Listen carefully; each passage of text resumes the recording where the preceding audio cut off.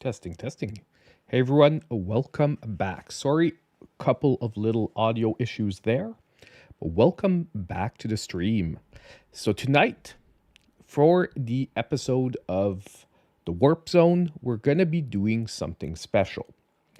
To be honest, the Nintendo Switch news this week has been a bit quiet, a bit lackluster. I could talk to you about the fact that apparently they're making like I think it's like 5 or 7 times more Switches than when they released the Switch 1, but to me that's not groundbreaking massive news. It's been said many times that the hardware is pretty much good to go on Nintendo's end, that they're really just basically waiting on software.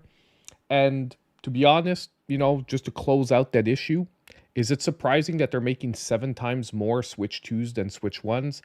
Not really, because when they made the Switch 1, they were going from a very unsuccessful console, and it was their shot in the dark to try to get back on the map. They were lucky; it was extremely successful. Well, lucky and smart, but they were extremely successful. But obviously, when you're going from one of the worst systems possible and you're having a cash flow problem, you're not exactly going to produce massive quantities of a system. And today, Nintendo's in a way different spot. They know they have the most successful system of all time pretty much on their hands. They're doing a direct follow up to that. Obviously, they're going to make a lot of replacement systems. Number two, they're going to pretty much kill scalpers out there who won't be able to buy up all the stock, hopefully. But anyway, so yeah, we're not going to talk about that. Yeah, and I'm not actually arguing that the Wii U was a bad console in itself. I think it was marketed very poorly, and it wasn't what the people were looking for at that moment in the market. And ideally, it was like a stepping stone towards the Switch, and it was a bad stepping stone. But I don't want to get too much into the Wii U. We can talk about it some other time. I've talked about it a few times already.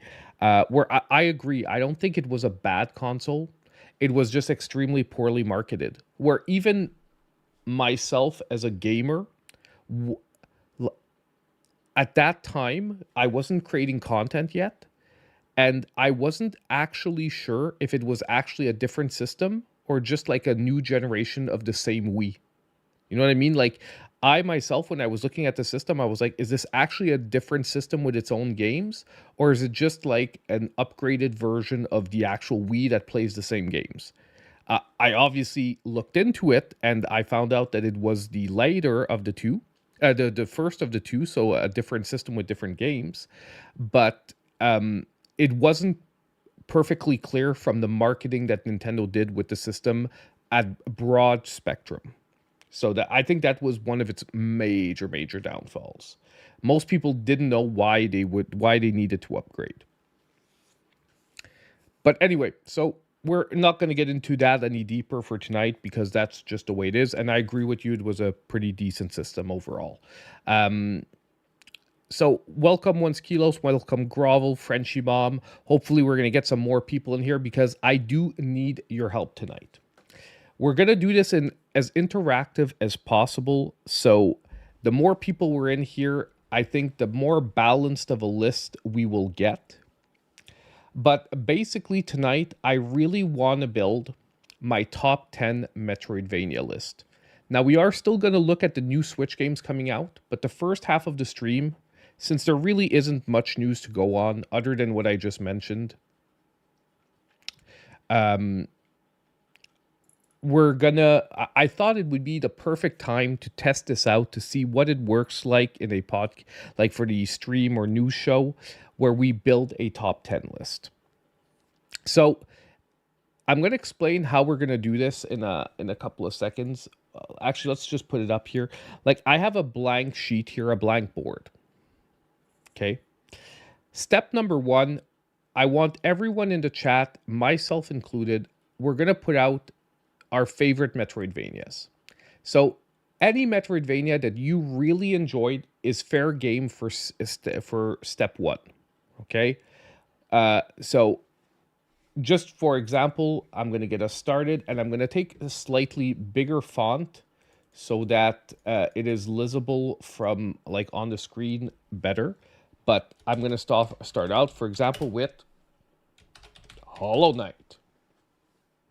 Okay. And let's just say Metroid Dread. Okay. For example. So these are the two that gets us started off. And then basically, as I'm looking for other Metroidvania that I would want to consider for the list, exactly, PSC has a great idea. You can throw out anything in the chat that you think deserves consideration. So, for example, he threw out Owlboy, which I would definitely consider in consideration for top 10 Metroidvanias.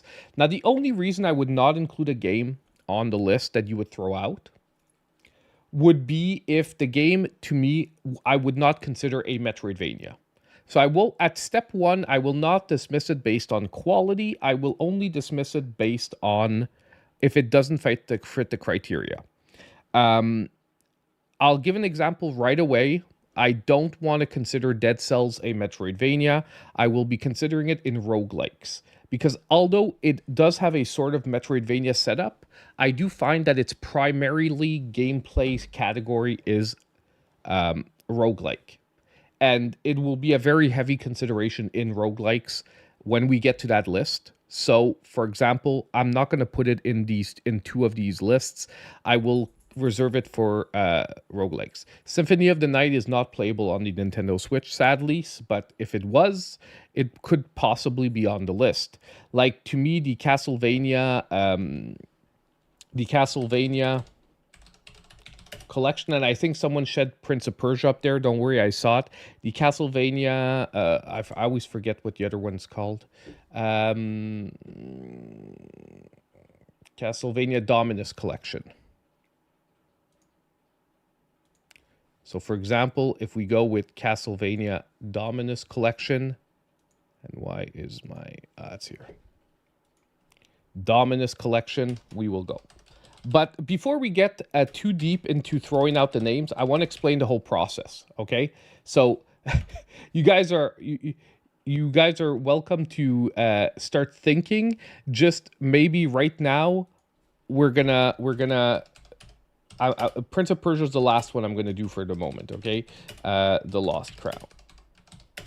And I'm not gonna do the capitals and stuff, and we're gonna fix this up.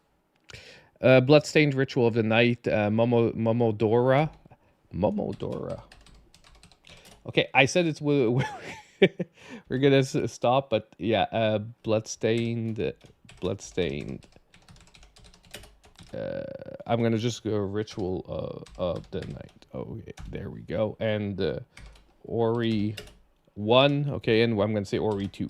We know that 1 is Blind Forest, 2 is Will o' the Wisps. Okay. Axum Verge, Eterna Noctis. Okay, we chill for the moment. I just want to explain the two other steps. Step number 2, we're going to have to trim the list. Because you're going to see we're going to get to like probably easily 20 to 30 games, if not more. Okay, so step 2, we're going to trim the list. And the way we're going to trim the list is multifaceted. I do think I'm going to name a couple of untouchables. I'll give you an example.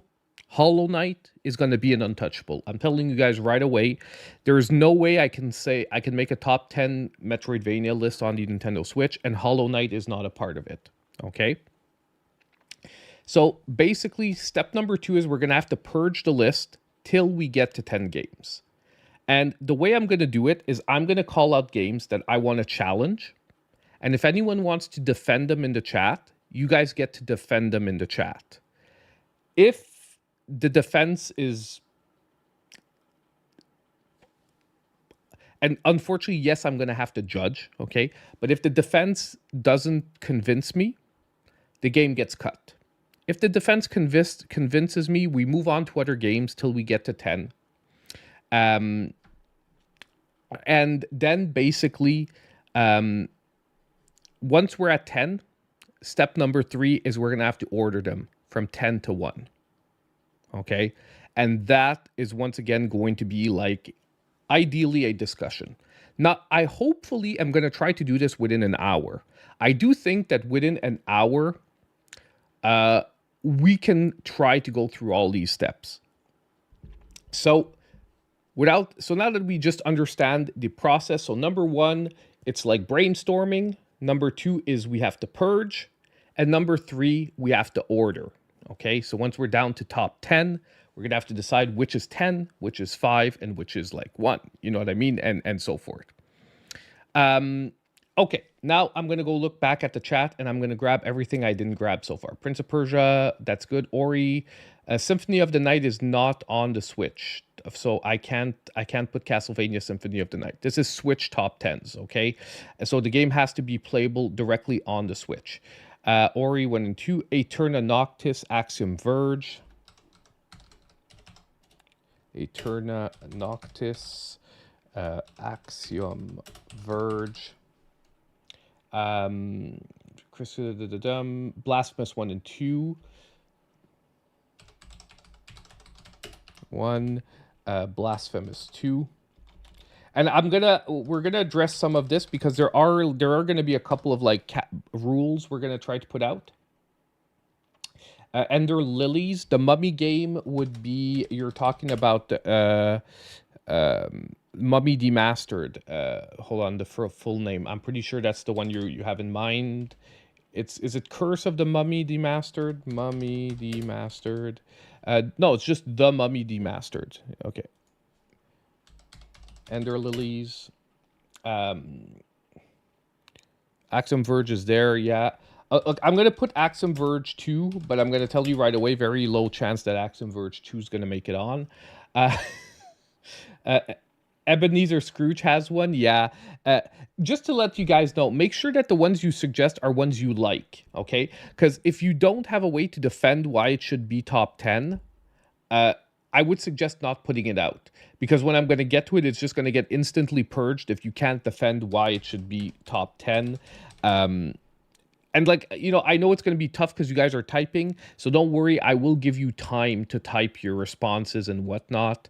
Guacamele 1, Guacamele 2, The Messenger.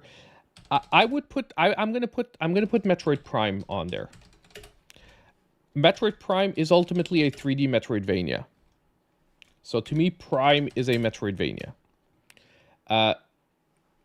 Because it actually plays out exactly like a Metroidvania and like a Metroid game, just in 3D. And there's nothing that says that this can't be 3D Metroidvanias.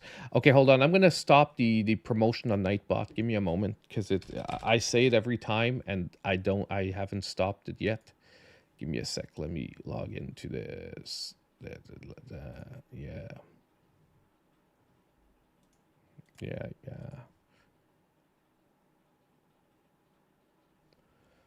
Okay.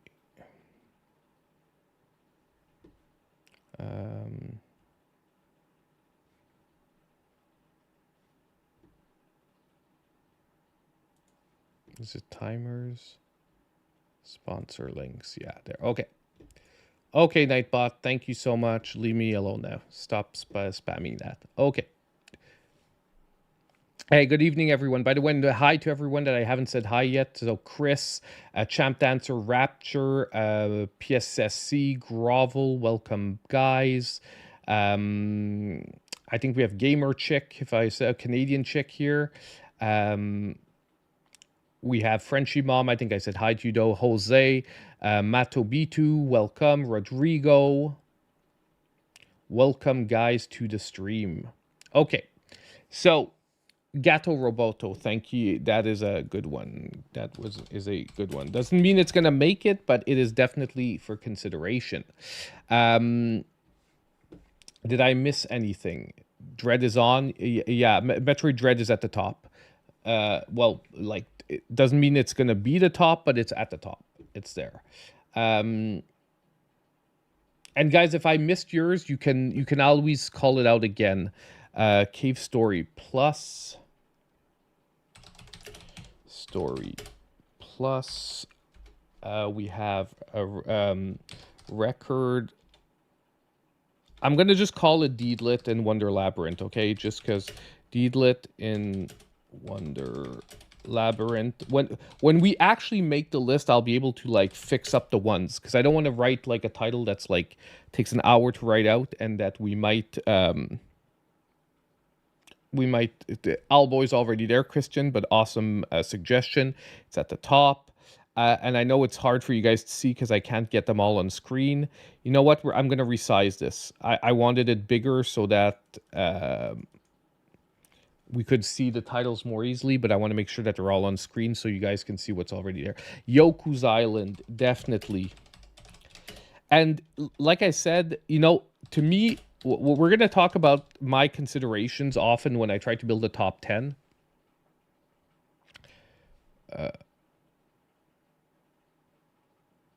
With the pointy helmets, are you talking about the Blasphemous games, Rodrigo?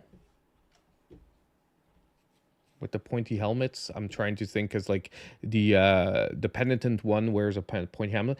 Shantae and the Pirate's Curse, I would say is my favorite Shantae game, and the Pirate's Curse.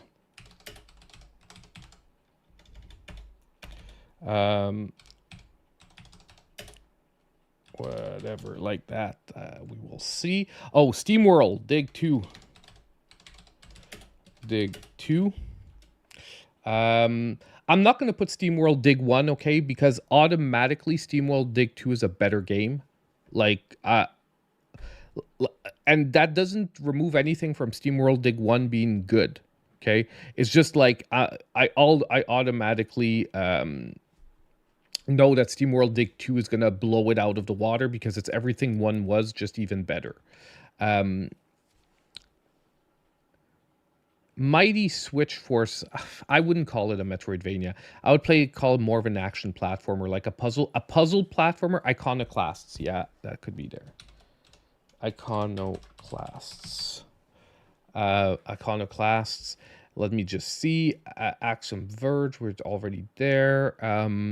I'm looking at my collection. And I'm trying to think right now because we already have Animal Well. Animal Well. 9 Years of Shadow. 9 Years of Shadows. It's actually plural. Carrion. Thank you. Whoever, Canadian chick. Pronti.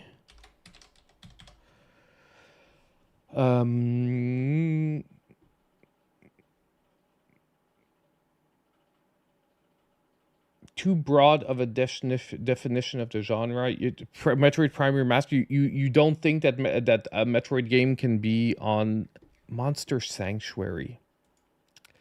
Yeah, I guess it has a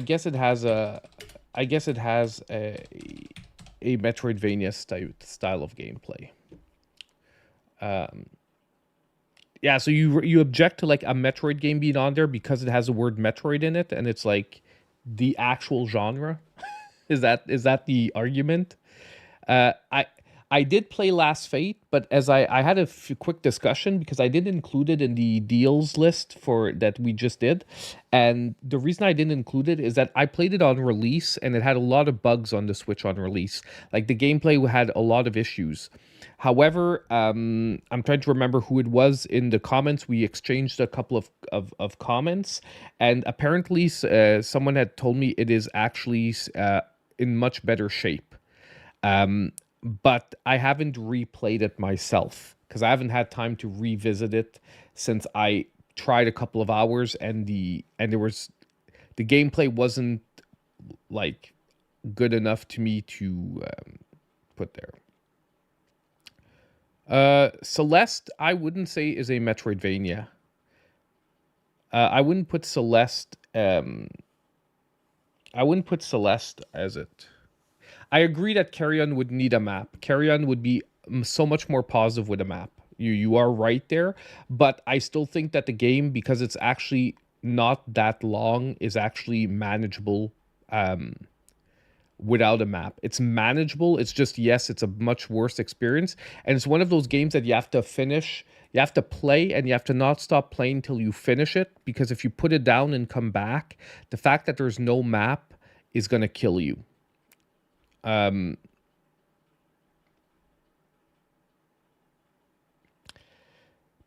It's because to me, Prime plays exactly out like a Metroidvania. It's 3D, but it plays out like a Metroidvania. But we will, let's just leave it there for the moment, and we'll, when we get to the purge section part of the thing, we'll go. I just want to make sure that nothing else comes to mind, so let me go through my physical Switch collection and we'll look. Blaster Master 0. Is it a Metroidvania? I would say no, because it's linear. You don't really go back to the levels. Yes, Fist is on Switch. So, forged in Iron Torch, I think it is. Yes, it is. It is. Moonscar. I think I haven't actually played Moonscar. I have to see a visual, but I think I actually haven't played it, to be honest. It's like one of the first ones on the list that I haven't played. Bubsy, Burnout, Capcom, Carry On we have, Catherine Full Body, Haiku, the robot. Haiku, the robot? Hold on. I need a visual. Yes. Okay. Yes. I mix it with the other robot that Elec had. I don't know why when you said a Haiku the robot, like the image of Elec head came into my mind, and I was like, wait, that's not. Well, it is, but it isn't a Metroidvania.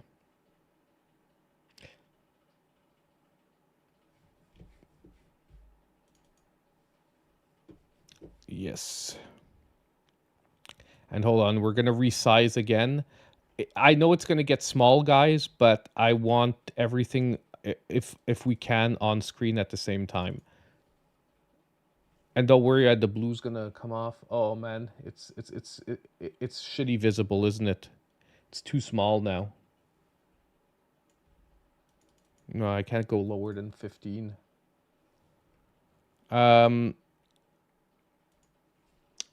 That's Gambit. I'll put it there. That's Gambit. It is excellent. Like, it's gonna be hard, eh? Like that. I just want you guys to get ready. Oh, you know what I'm gonna do? Can I make 2 columns on this? Is there a way for me to easily make 2 columns?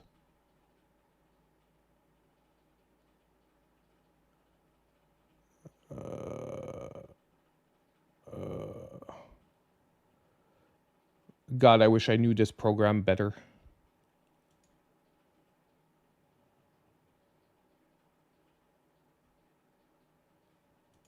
Boom.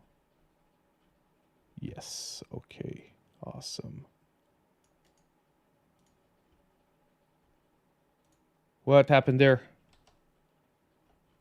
Oh, okay. It's by itself making the second column. It's because I wanted to move some of it over, but I guess this is good. The best we can do here. I think this is good. I'm not gonna go any deeper into this because either way, we're gonna start purging soon. So let's be honest. Okay, did I miss anything? Monster Boy.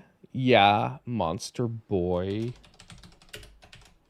I just feel Monster Boy is gonna be purged because it's like it's super good, but I with everything else on this list, I can't see it going top 10. Although I agree that I love the game. Like this, it's gonna be hard game, guys, because we're gonna have to eliminate games we love. Like even me already, I'm looking at games that I know I'm gonna have to eliminate that I personally love.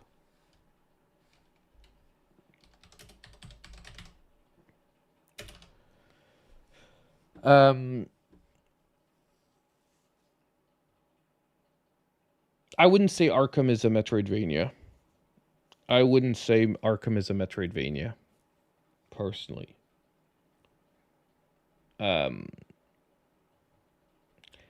But like I said, we okay, collection, cotton, reboot, Cult of the Lamb, Cuphead, Darius, Dark Souls, Darksiders. Like to be honest with you, I think Batman Arkham has more in line with like a and I know it's going to drive people wild, but with a Zelda like than it does with a direct Metroidvania. To me, it's more like of an action adventure Zelda like, which yes, you need some special items to progress, but like it's not based on as much on going back. Like for example, Darksiders Genesis would be Darksiders would be the same idea. I'm not gonna take the games in the. I'm not gonna take the games in the Switch Online. Okay, we're not gonna go. We're not gonna go into the Switch Online stuff. Um, the games have to be released on Switch. Okay, just and when I say released on Switch, it means like not just dropped on the Switch Online service. Okay, and I agree, but I decided before I would start this that I'm gonna do this for all my lists. The Switch Online only games will not be eligible. So Super Metroid is not eligible because it's only available on the Switch Online.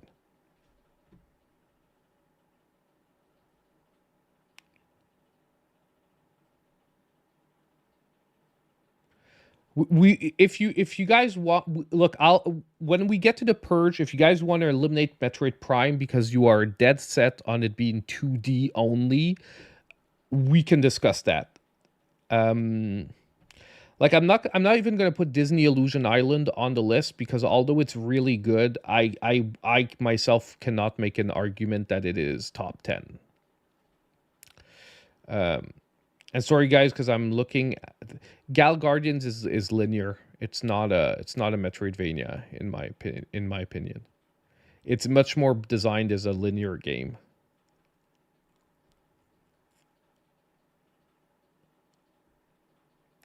Hot Wheels. But guys, don't worry. Don't take it personal. If I dismiss your game, by the way, please no one take it personal. It's just like I'm trying to make sure that we build this as efficiently as possible, and we don't wind up just putting a game on to delete it like 10 seconds later. I'm only in the M's. Sorry, I'm looking at my list of the games I own physically to see if there's anything. But I'm skipping a lot because I just know they're not top 10, even though I have them.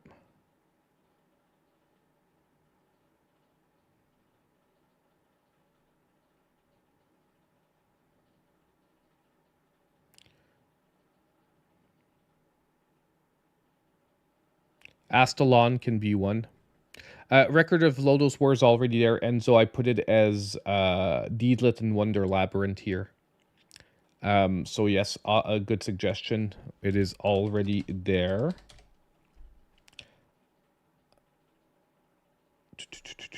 Psycho Proteus, Potion Permit, Raiden, Record of Lodoss War, Retro Realms, Return to Monkey Island Reverie, Sweet Ash Edition, Raising Hell. Man, I think we did a pretty freaking good job of enumerating the top Metroidvanias.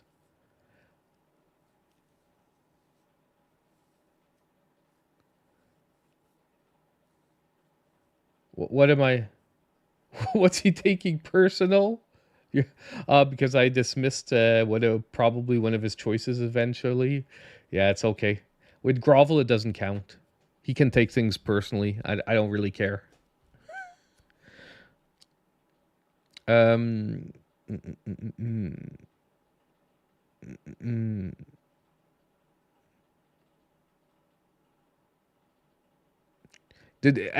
honestly, the reason why I'm doing a big division between action adventure 2 is that if we start down that path, we'd have to include every Zelda game. as a Metroidvania. You know what I mean? And I really think there's a difference. Um,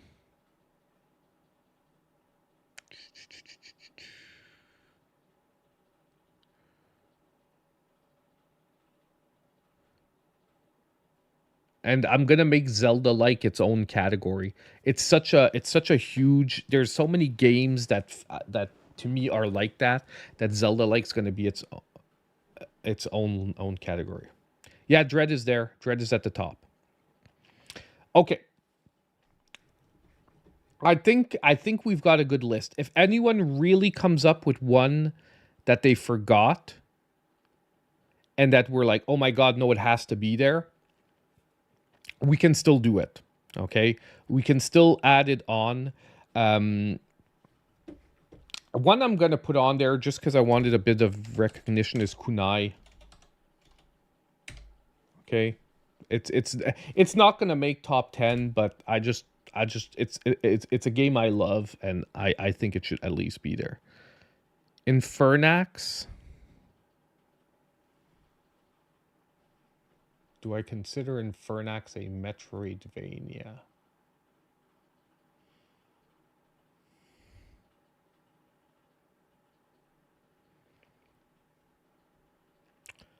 What do you guys think? Infernax is like so close because it's like Castlevania 2, which was probably like the first step towards a real Metroidvania from the Castlevania series. No, there's no 3D except for Metroid Prime. Which is why, like I said, if you guys want to say, like, look, first things first, we don't consider 3D games Metroidvanias, fine. Salt and Sanctuary. Yes, Animal Well is on the list. Yes, Canadian chick, but excellent suggestion.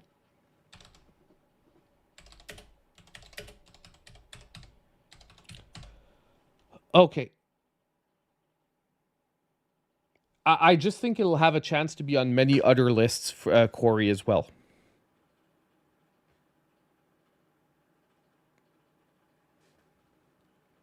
Okay. Let's did I put Mummy Demastered, right? I forget to put the Mummy Demastered on it? I thought I put it in there. I think I found it and then I forgot to write it. Okay, so we'll put it on there. If it's already there, my bad. We said it earlier. I thought I did, but I don't see it anywhere. Oh, did I put the Mummy Demastered? No. I said it and I must have forgot to write it because it was when I was explaining the steps. Okay. Okay, let's start purging. Let's start purging. And like I said, if we get to the end and someone's like, "Oh my god, should we include Silk Song?" Definitely not. This is only a list of actual games, okay? Not like fictitious dreams. Okay. So number 1, I'm going to name well, actually no. I want to start with one thing. I do not want the top 10 games to have two games in the same series. So if we have Ori, we're not going to have Ori 2. If we have Ori 2, we're not going to have Ori 1. But I just want to explain.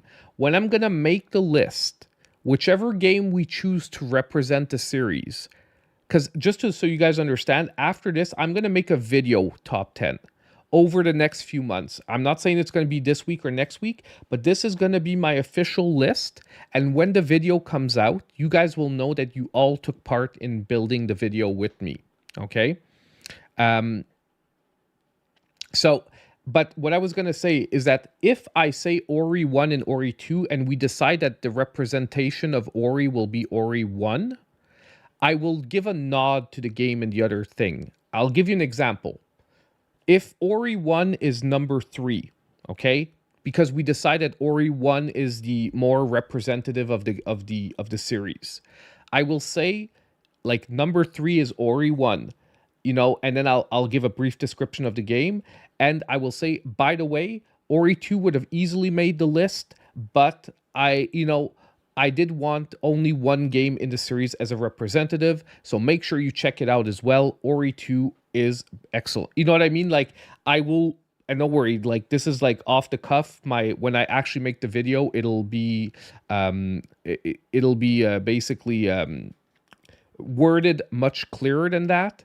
But same thing for like Blasphemous. If we choose that Blasphemous 2 is our representative, I'll say, by the way, the first game in the series is almost as good and could have made the top 10 as well. Make sure you check it out. It's an excellent game as well. You understand? So any game that has a 1-2 where we choose one of the two games, and this is just so that the game, how boring would the list be if it was like Hollow Knight, Ori 1, Ori 2, Blasphemous 1, Blasphemous 2? We already have 5 spots taken up. You understand what I mean? It's to make sure that the list has variety on it and is exciting to watch. Okay? Yeah, exactly. I'm not considering... I'm not considering Dead Cells a Metroidvania, simply because it is way more roguelike than Metroidvania. Yeah, and like, I'm not gonna make the argument that it does not have Metroidvania elements. It's just that the game itself is way more of a roguelike before it's a Metroidvania, where most people are going to have a linear, like, you're going to repeat the levels, but you're going to have a linear on one run, you're going to have a linear progression advancing through the castle. You're not going to, on one run, start going back and forth. Well, you can, but most people won't. Yeah, I just wouldn't... I see where you're going with that. It's just that... they did release an Ori collection, so you could make the argument that rather than saying Ori 1 and 2, we're just going to say the Ori collection for that game, since they did release a collection. So yeah, what I'm going to do for Ori 1 and 2, I'm going to say Ori collection, okay, because it exists. There is a cartridge out there with both games on it. Okay. I'm going to switch Ori to Ori Collection, okay? That way, it solves that issue for that one. Unfortunately, they have not made a... Well, you know what, then? It's because I don't want to put the Guacamelee 1-2 punch on there, because it's no longer in print. So someone trying to buy the Guacamelee 1-2 punch... it only exists physically, and you can't buy it on the digital store. I'm pretty sure there's no way to buy the Guacamelee 1-2 punch. Is there? No, that's it. It's unavailable. And it goes for $200 on physically. That's freaking insane.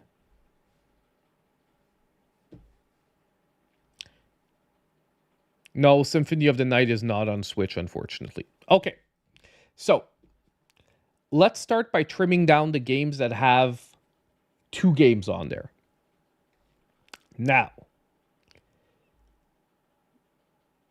Blasphemous 1 and 2. I'm going to tell you what my pick would be.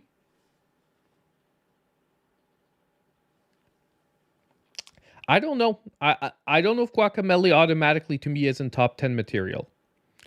But let's start with Blasphemous. So I agree that Blasphemous 2 is more advanced. The fighting mechanics in Blasphemous 2 are better. The atmosphere, I find, is just as good as the first game. I might have liked the boss design in the first game a little bit more. Like, the only thing I can find, and I think this is going to be very personal, I found the boss design in the first game... both of them have some really crazy boss fights. I just think the first one had a little bit better. But I think overall, I do agree with Christian that Blasphemous 2 is the better game of the two. Is there anyone who would argue that Blasphemous 1 is better than Blasphemous 2? And that rather than removing Blasphemous 1 from the list, we should remove Blasphemous 2. So for the moment, my suggestion is we remove Blasphemous 1 from the list because Blasphemous 2 is the better representative of the series. Of the height of the series, if you will. So I have another Blasphemous 2 is better. 2 is better. Do I have any takers who want to argue to protect 1? I'm going to give it 10 more seconds, and if I don't see anything in the chat, that means I assume that most of you are agreeing with it. Take 1 out.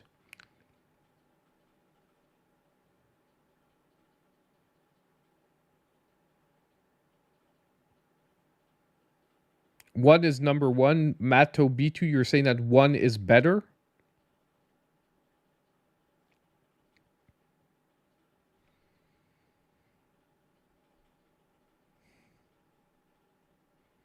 Hey, Dead Cell, how you doing, my man?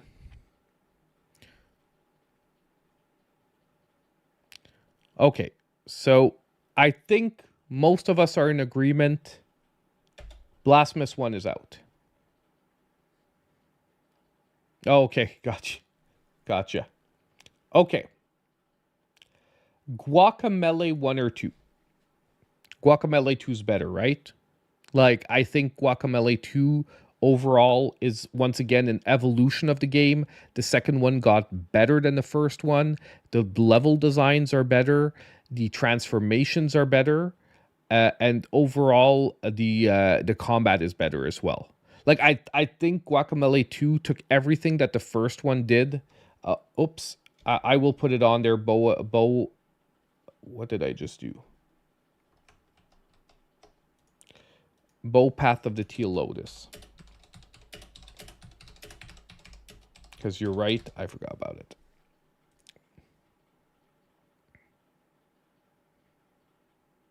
Okay. So, I don't see anyone defending Guacamelee 1. We're going to go with 2. So, Guacamelee 2. Boom. Boom. Okay. Axiom Verge and Axiom Verge 2. Now, they're not one next to the other. But I will automatically say that you have to have a freaking crazy good argument to tell me that Axiom Verge 2 is better. Yeah, what is better by far? Like, by far. Like, I'm not hating on the 2. It's not a bad game. It is just far weaker than the first one. Yeah, okay. Like, I'm not going to waste a lot of time on that one. Executive decision by me. It is definitely the better of the 2 games. Now, do we have any other ones that are 2 on the list? La Mulana. I'll be honest, I only played a bit of the La Mulanas. Which one's better? La Mulana 1 or La Mulana 2? Which one is actually better? La Mulana 2 is better? 2? Only played 1, and that's fine. For people who have played both a lot, zoom out a bit. Can I mostly zoom? I'm scared that the writing's gonna get too small. I think you guys can still read it, right? I actually haven't played Momodora. It's on there, but I have no idea what that game is. You guys got me. It's rare, but you got me. I have no idea what Momodora is. Momodora.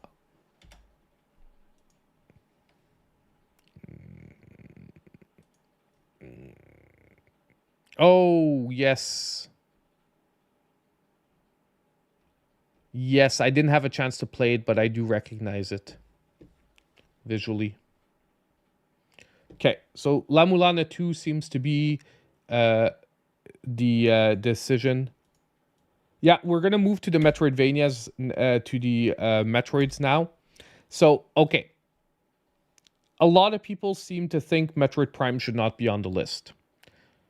Is there anyone who is in disagreement with that?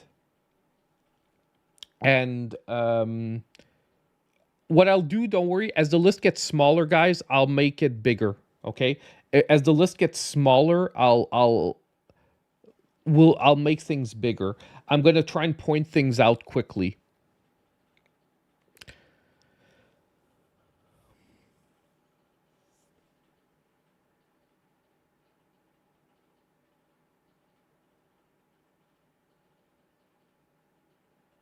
Prime is either out or number one.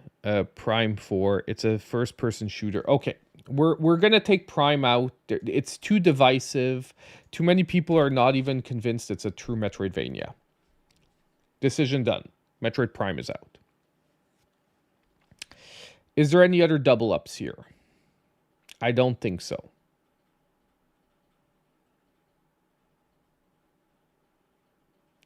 Okay. Number 2, I'm gonna call out my untouchables. My untouchables mean that no way on hell are these not in my top 10. Actually, what I'm gonna do instead, I'm gonna star them. Hollow Knight is starred. What that means is I will not consider a world where this is not top 10. Okay? No matter what happens, Messenger becomes a Metroidvania halfway through the game.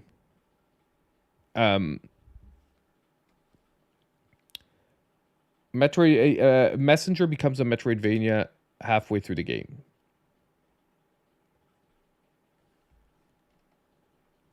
So to me, this one's untouchable. I just want to look through the list.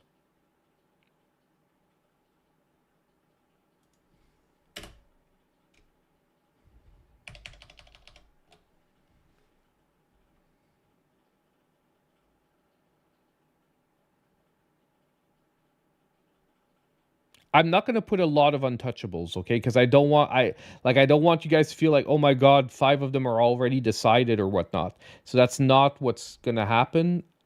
I think these are my only 2 untouchables. There's no world where I don't have Ori the Collection and Hollow Knight in my top 10.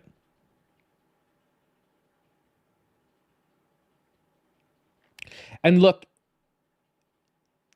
a top 10 doesn't mean everyone is going to love it, okay? I just think that out of most people who have managed to play through Hollow Knight, there is no one who hasn't been like, if you got into it and you managed to play it, there's no way that game, there isn't a before Hollow Knight and after Hollow Knight. Do you understand? I know it's weird when I use that concept, but to me there is. Before Hollow Knight and after Hollow Knight means that before Hollow Knight, I would compare games to other games, and after Hollow Knight, I would compare every Metroidvania to Hollow Knight. Or it would be one of my reference games when I'm comparing games to the best out there. Okay? And that's why you guys, it is so tough to make top 10s, because no matter how you do it, people are unhappy.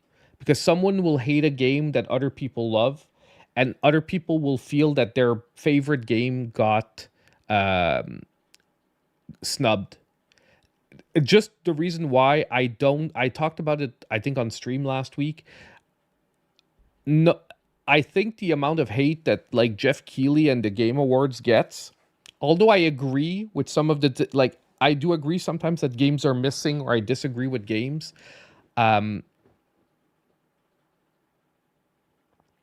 No, that's what we're going to get into now, okay?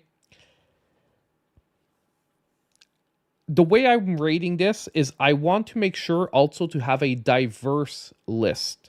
So I want to recognize not only Metroidvanias, like I don't want the whole list to be full of like the hardest Metroidvanias or the Metroidvanias that have the best graphics. You understand?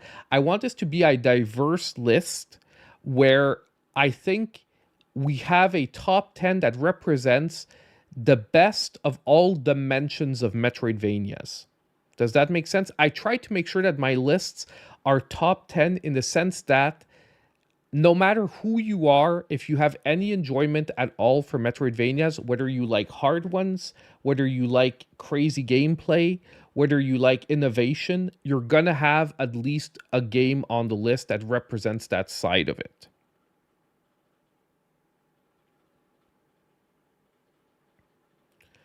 And that's what I'm talking about. And that's how I try to look at games that I consider top 10s. Yeah, no, Tunic is going to be a Zelda-like. Okay, the games that are heavily Zelda-like are going to be Zelda-likes when we get to that list. So Tunic is going to be in the Zelda-like considerations. Hyper Light Drifter, I wouldn't call it a Metroidvania, personally. But like, I'm open to discussion if someone is willing to say no, it's definitely a Metroidvania. Okay. Now I'm gonna attack the games that I think should be removed. Okay. Aeterna Noctis. It's good. It's fun. I just don't think it's top 10 material. Whoever suggested Aeterna Noctis, or if anyone else saw Aeterna Noctis, is there anyone that is willing, that wants to defend this like to the death and say no, this is definitely a top 10 game?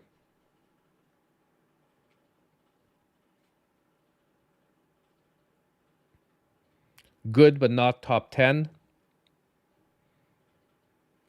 10 seconds. Once again, like I said, if you're not sure how to type it and you want to type something, just say, you know, I have an argument, or just write out something so that I know that you want to write something longer, and I'll give you more time. Okay. No Ghost Song. Let me just go see Ghost Song. I'm sometimes a very visual guy, and I need to see.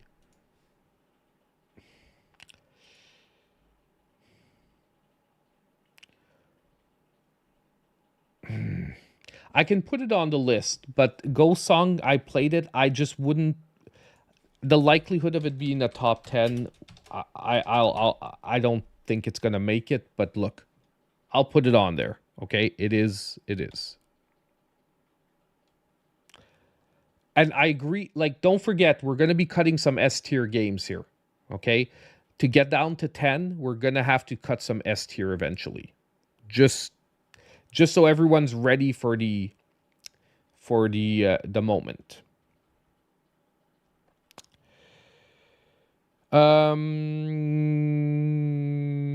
Okay, I'm gonna cut one that I suggested, 9 Years of Shadow. It was very fun. The visuals are great. The movement is fantastic, but it doesn't break the top 10 for me.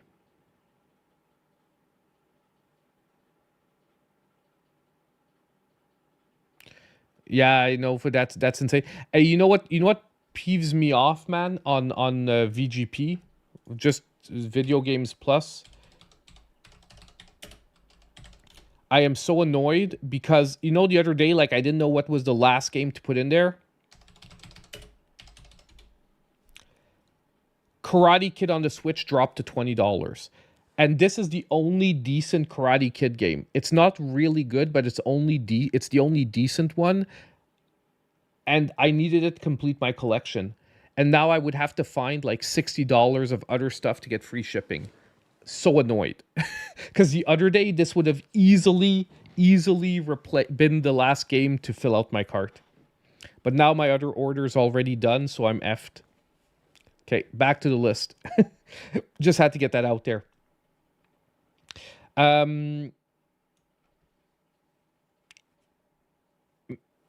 we talking about 9 Years of Shadow?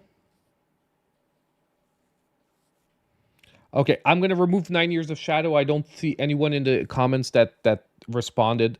Boom. Monster Sanctuary. Really good, really fun, not top 10 to me. Is there anyone willing to argue that this should be more on the list than anything else here?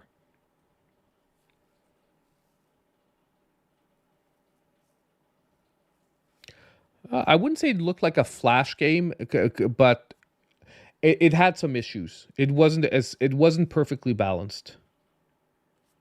Yeah. But it's yeah, like Monster Sanctuary could easily make the list if we had a top 20, okay? Just because it's the sole Metroidvania monster catcher. And you know when I said that when I talked about variety, it would make it, but I wouldn't take it. It's not good enough to steal the place of a top 10 though, because it is just in a different like subgenre.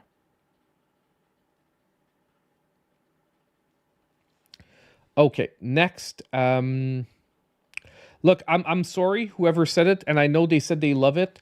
Johan de Parhelion, great game, just not top 10 material to me. Is there anyone that wants to definitely defend Johan de Parhelion? And I'm gonna say Parthilion a million times by mistake. I'm sorry, it's Parhelion, but yeah.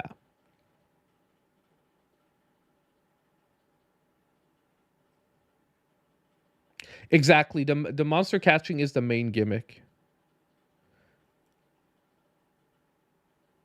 Is Johan de Parhelion really top 10?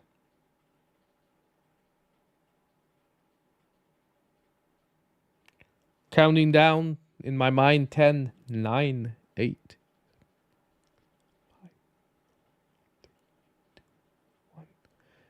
Johan de Parhelion is gone.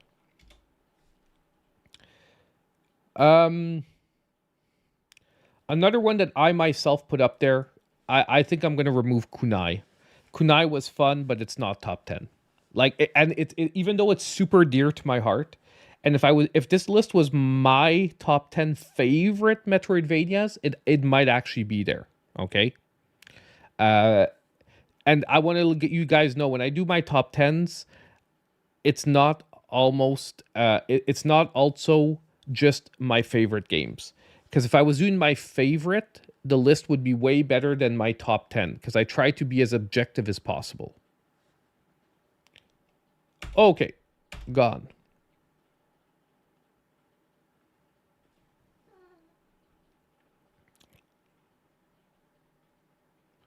No, no, it's gonna be different. I'm not gonna just say like, oh, I really really like that game, so it becomes a top 10. Um, okay, Astalon. Same thing as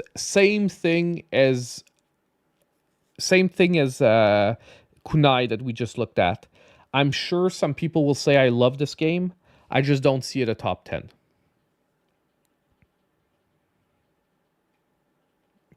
Dandara was S tier. I'm just not going to put it up there because I know it's not top 10. Okay? No offense. I just know it's not going to make a top 10. Are we good with removing Astalon? Whoever suggested it?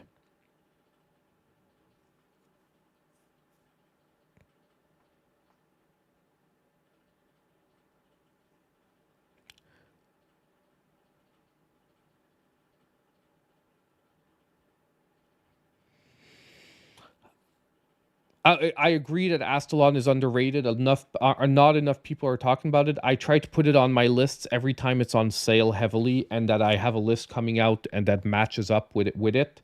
Uh, I hope more people try it out. Astalon is super solid. I'm sorry, whoever suggested Ghost Song. It's like Ghost Song is like a strong 8 out of 10 to me. Okay, it's a strong 8 out of 10. I could do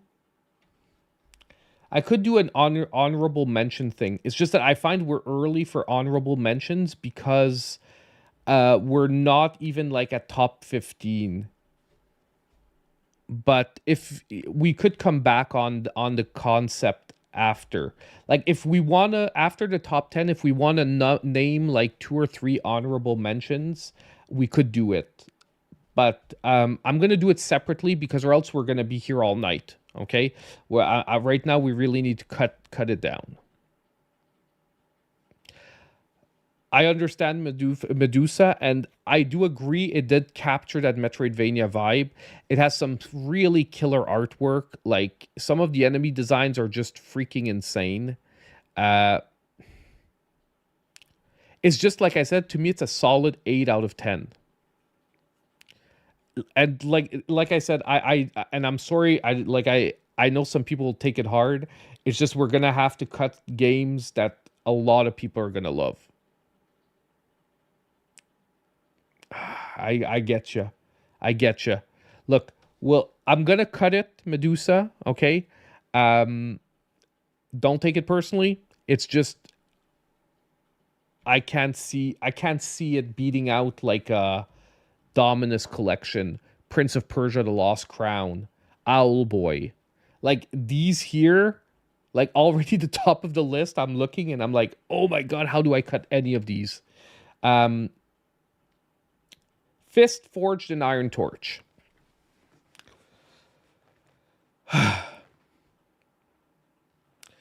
Here's my issue with it. It is so much better on other consoles. You're shaking your hand in the air. I hate you, Rick. I got you, man. I got you. I'm doing it for you. Okay. um, yeah. To me, Fist is out. Just because it's really good on the Switch. It's just phenomenal on other consoles. And I have really a lot of trouble suggesting someone say like pick up Fist on the Switch when you can pick it up on a lot of others.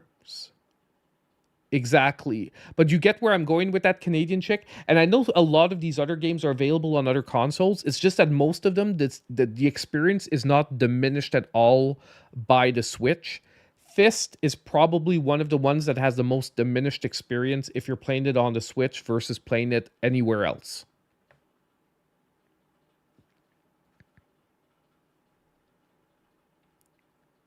Yeah, the rabbit with the mech arm. Exactly. Fist forged an iron torch. Um, like I can pop up images if some people need some sometimes. Like when we're gonna get closer to top 10, I'll pop up images. Okay, if people need like when we're gonna get into the deep arguments and people are like, I need to know what the game is. Um, what's Pronti? I need a visual. I know I recognize the name. I just can't recognize the visual.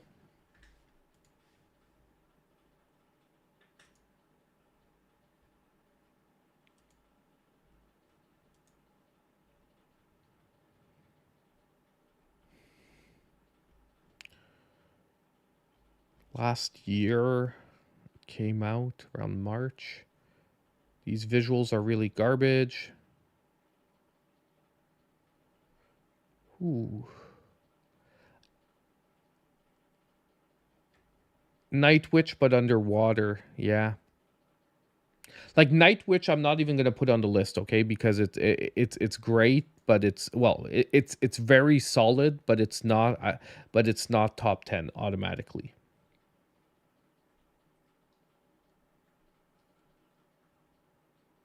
Yeah, Bloodstained Ritual of the Night.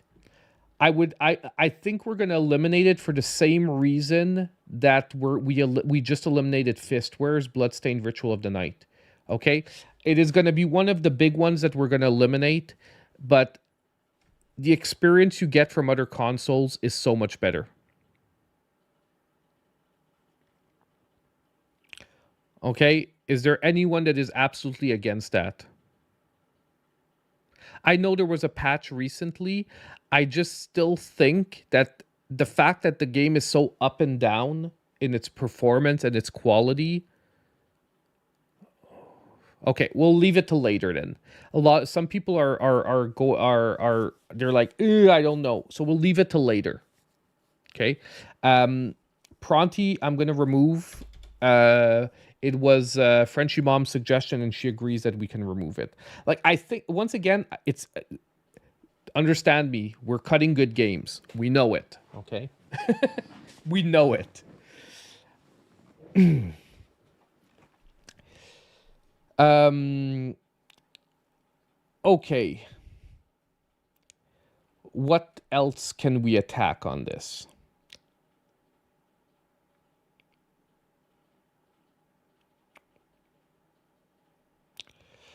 Sultan Sanctuary. Top 10? Really? Like, just.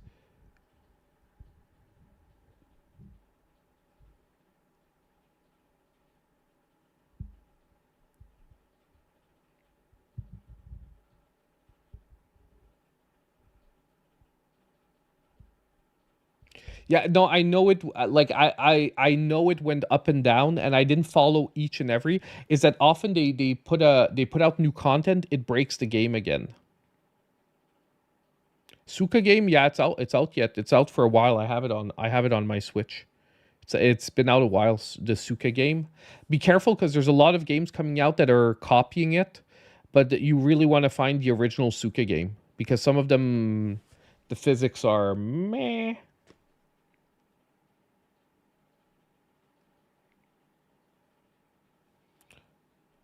Sultan Sanctuary. Is anyone gonna? Oh, I'm gonna start making them bigger soon. Um, who wants to read out the titles? Yeah, okay, I'll read through the list one time. Hollow Knight, Metroid Dread, Owlboy, Castlevania Dominus Collection, Prince of Persia: The Lost Crown, Momodora, Bloodstained Ritual of the Night, Ori Collection, Axiom Verge, Blasphemous 2, Ender Lilies, Guacamelee 2, The Messenger, Gato Roboto, Cave Story Plus, Deedlit in Wonder Labyrinth, Yoku Island Express, Shantae and the Pirate's Curse, Steam World Dig 2, Iconoclasts, Animal Well, Carry On, Moonscar, Haiku the Robot, Death's Gambit, Monster Boy, La Mulana 2, Sultan Sanctuary, Mummy Demastered, and Bow Path of the Teal Lotus.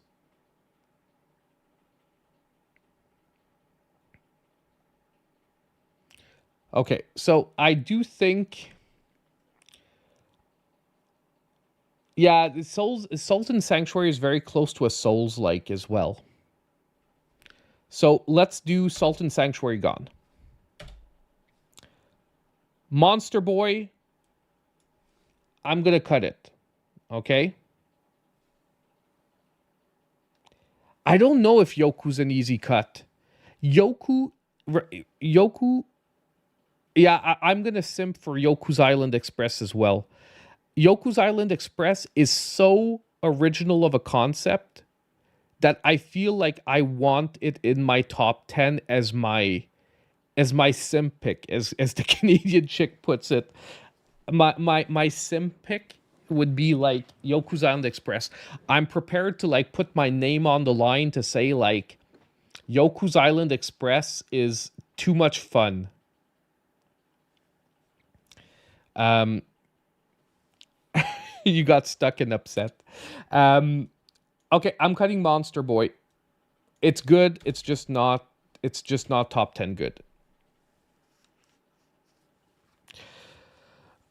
We're gonna keep that for later, Corey. Okay, we're gonna keep that when we get to like top 15. Top 15, then I will look. I understand. You can unfollow if you want, man. I know that's why I wanted there, man. It's like the perfect blend of those two genres that you think should never fit together, but they just do. Okay, Momodora. I have not played it. Well, I have not played it.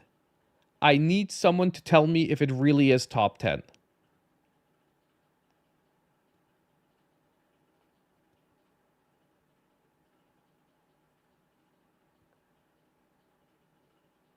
You know what's original as well? Doo doo. Oh my god, guys.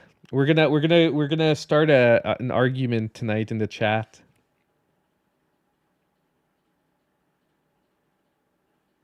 Hey Squirrel, how you doing?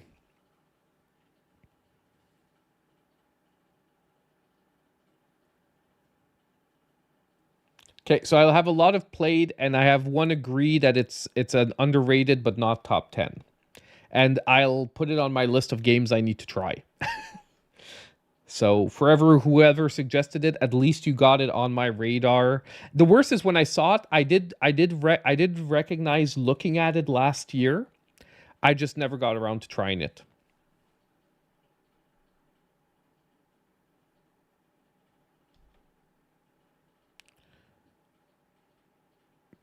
Boom. One more down. One more down. Whew. This is rough. This is going to be rough. Haiku the Robot.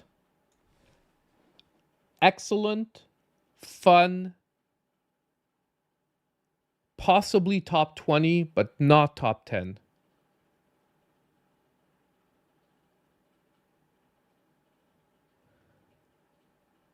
No, you don't. You think so? NDG, are you talking about Haiku?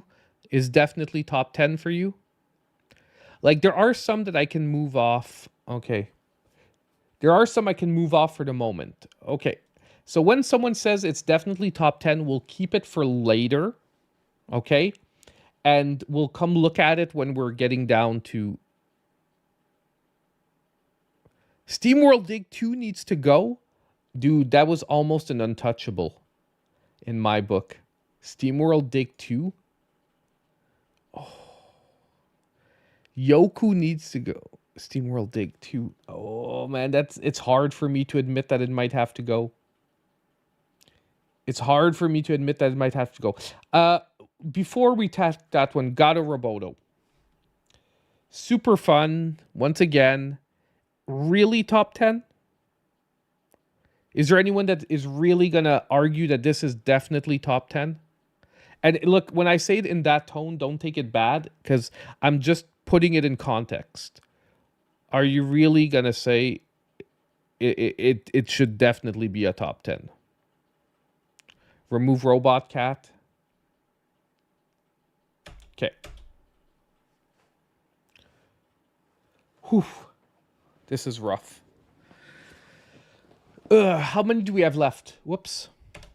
How many do we have left? 1, 2, 3, 4, 5, 6, 7, 8, 9, 10, 11, 12, 13, 14, 15, 16, 17, 18, 19, 20, 21, 22, 23, 24, 25, 26. I thought we were closer to 20, man. I thought we were closer to 20. This hurts.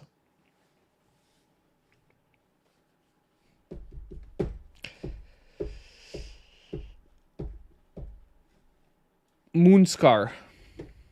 Let me go get a visual.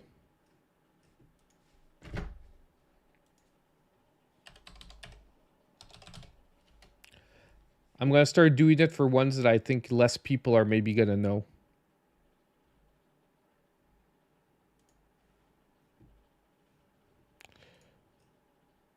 I'm not sure it's going to help that much, but like Moonscar. This is Moonscar.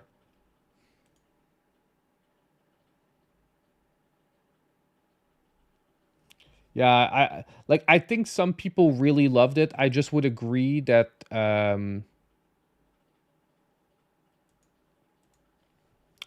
don't think it's top 10. Gone. Okay. La Mulana 2. Is it really top 10?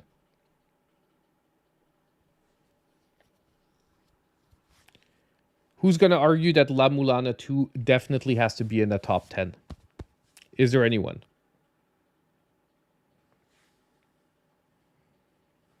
I see La Mulana 2 out. You did like Moonscars more than Blasphemous. And that, look, don't forget, personal taste is personal taste. We're never going to meet up there because I can definitely tell you if I had to play one or the other, I'm a blasphemous fan. That, sir, is blasphemous. But, like, you're allowed to love Boonscars more. Don't forget, taste. You can never argue with taste. Good, but not top 10. Boom. Another one gone. Whew. Whew. We've been at this for like 45 minutes already. And we haven't even ordered what's 10 and what's number 1. That's going to be rough too, guys.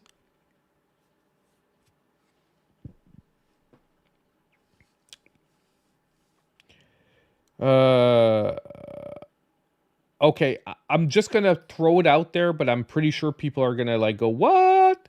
Ender Lilies. Wait, we can start making it bigger. Like that. As we go, it's going to get bigger. Ender Lilies is a gem.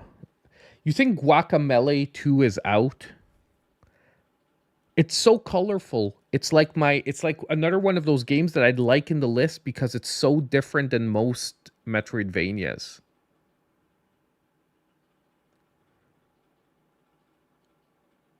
I'm sorry, Frenchie Bob. I'm so sorry.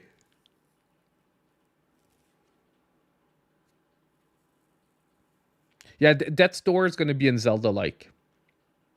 Don't worry. It's like guaranteed to be top 10 in Zelda-likes.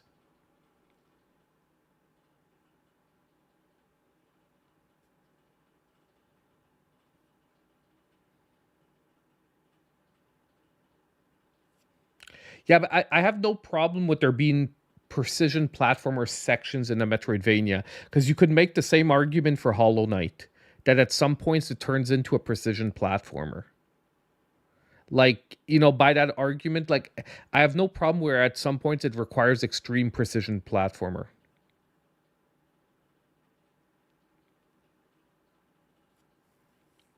So is that, I think I saw like one or two, like Ender Lilies is a gem, NDJ.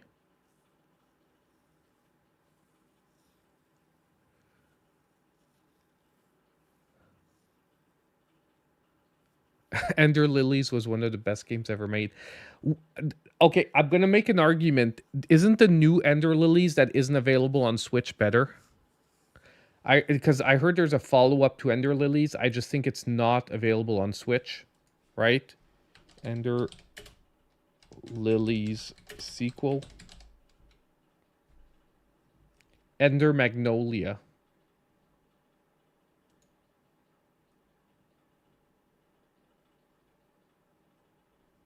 It's an early access, yeah, on Steam.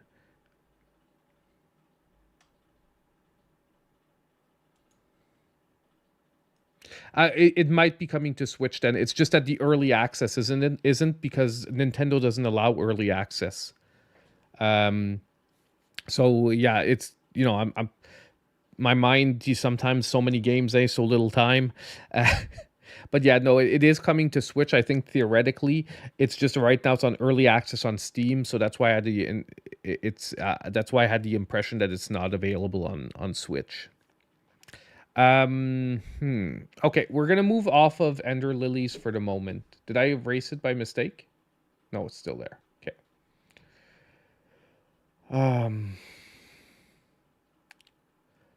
Okay, I want to say that I want to nominate Prince of Persia: The Lost Crown to be an untouchable. We're gonna start doing this maybe in a different light. Why can't I bring it up to the same row? Oh, it's too long. Okay, I'm gonna just remove the Lost Crown. Okay, that's why it's taking 2 rows. So we might actually have one less game than I thought. I want to nominate Prince of Persia should be an untouchable.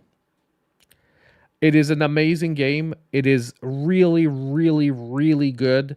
It is underrated, and it honestly should have relaunched the Prince of Persia brand, but people didn't buy it because they overpriced it. They overpriced it and they didn't sell it properly. They didn't market it properly. I'm not gonna do that. I'm not gonna do that. I'm not gonna say it's Ubisoft. It has to go because it is actually one of the best games Ubisoft has made in a lot year.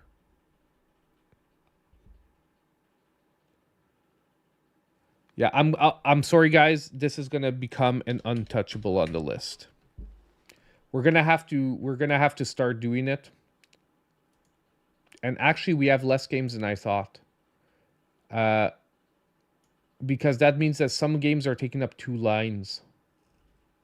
And I just counted the number of lines. Or maybe it's just when I made the oh, I know what's wrong. It's because I still have the 2 rows active. Format. Columns. Boom. Okay, that fixes that. So let's see how many we have. 1, 2, 3, 4, 5, 6, 7, 8, 9, 10, 11, 12, 13, 14, 15, 16, 17, 18, 19, 20, 21, 22, 23. We still have to cut half these games and more.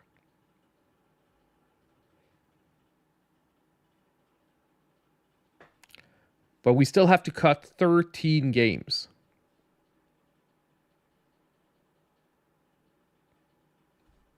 Yeah, I honestly, okay. I secondly, how can we have a Metroidvania list and not have Metroid Dread on the top 10? Is anyone going to argue with me that Metroid Dread should be an untouchable? It is an like, to me, Metroid Dread, and I know it's going to be a little bit of a boring and like inclusion, but to me, Dread is untouchable.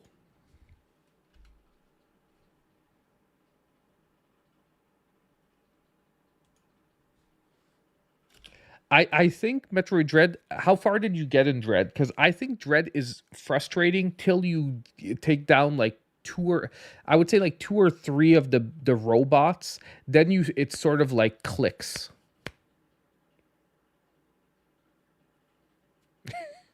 Make Yoku untouchable. You know you want to. I'm not gonna do that yet because it's gonna make a lot of people mad with this many games still on the list. I'm gonna defend it tooth and nail till we get till the end, till I manage to convince everyone that it has to be there. Okay, so let's do something here. Just for visual, like ease of visual, visual. We have 4 games. We have 6 spots left. Okay. I'm gonna talk again about Bloodstained Ritual of the Night. I'm coming back to it.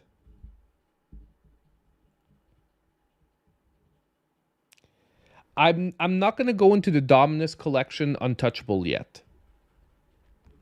But to me, just look at this list, guys. We have 6 games. And Bloodstain is still better on other systems on a rate, like, by a lot. I don't mind comparing games that are slightly better on other systems, but even if they fixed it, it's still better on other systems. Okay? I'm gonna cut it.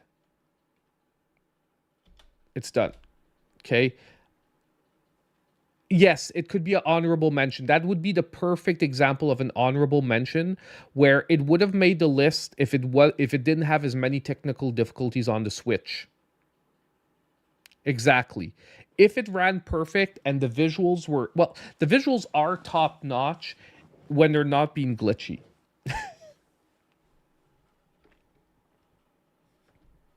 Hey, it's portable. Look, I make that argument regularly, and I'm not saying I don't choose to play it. Infernax, it didn't make it. Infernax, we decided that it will not be on this list. Like because of the genre. Because of the genre, it's more like of a. It's not really. Well, is it?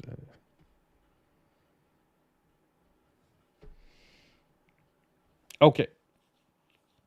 Ah, I want to discuss something. I want to discuss something. Carry on. This is another one of my simp games. I get it doesn't have a map. I get it should have a map.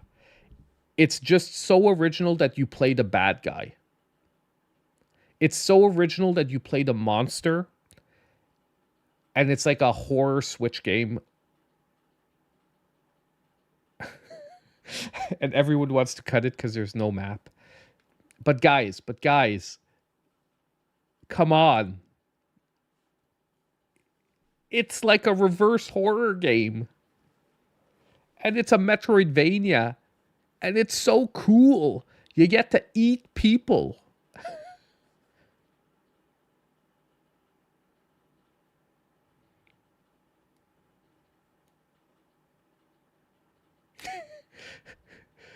Who needs a map? Ugh. Like, okay, I'll give you that, Christian. If we're talking objectively, which has a better overall gameplay setup between Ritual of the Night and Carry On, I agree. But like I said, I want my list to also have a few gems that are on the list because of how they push the genre in a different direction. So I do agree that objectively, if you're just comparing like which has the better cookie cutter Metroidvania gameplay, Ritual of the Night takes it. But if you're looking at what game does what no other Metroidvania does, I would have to give it to Carry On. Does that make sense? Like, that's why I would like it to have it on the Switch, on the list.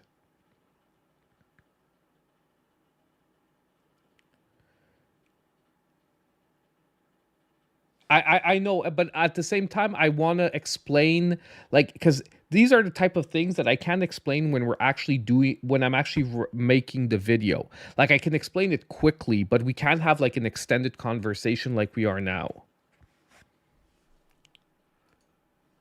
So, guys, I know that this is gonna. I am ready to maybe revisit that one if really I see that we have to cut something amazing. Okay, but I'm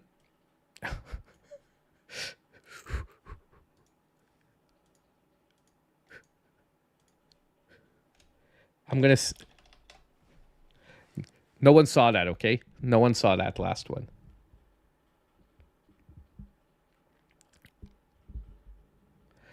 Tohu Luna. Okay, but we're gonna rediscuss it. Okay, we're gonna rediscuss it. It's just they do nothing. They do something that nothing else in here does. Like I said, that's why. Okay, I'm gonna say something. I'm ready to drop Shantae in the Pirate's Curse. I love it. It's my favorite of the Shantae games, but objectively, as a Metroidvania, it doesn't do much original that other Metroidvanias don't do, and I won't make the argument that it does it better than other Metroidvanias out there. Is everyone in agreement with that here? Okay.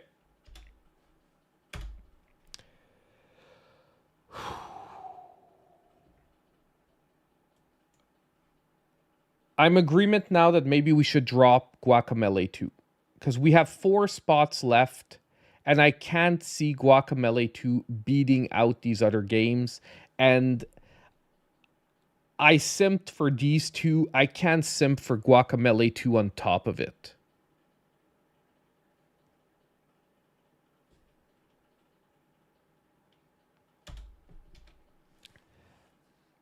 Seven Sirens was more of a Metroidvania. You're maybe right on that end, but I just I don't know. I didn't get into Seven Sirens as much, but yeah.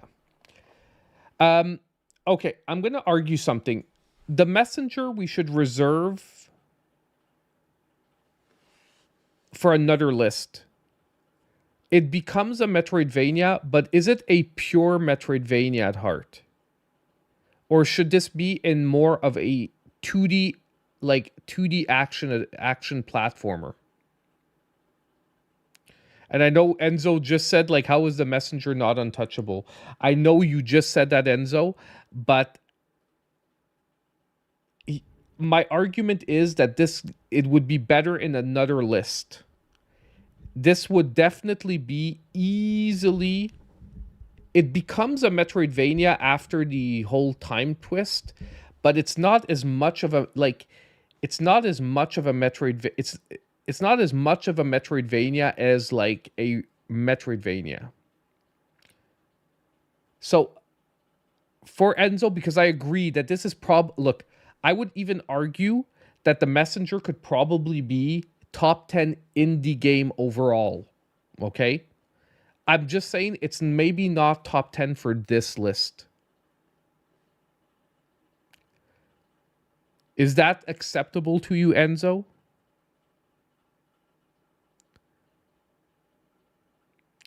But yeah, you have to go back and forth.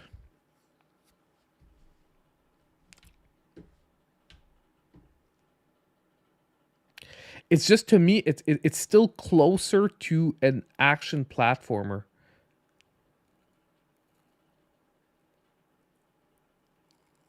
Because a whole half of the game, there's absolutely no Metroidvania stuff.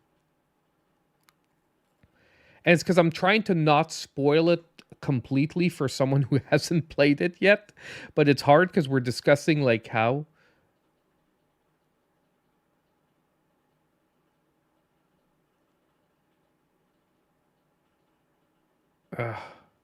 Rodrigo says it has to go in Metroidvania.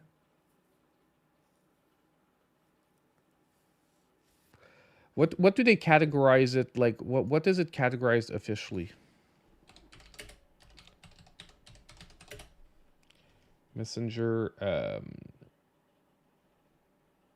genre. I just want to see.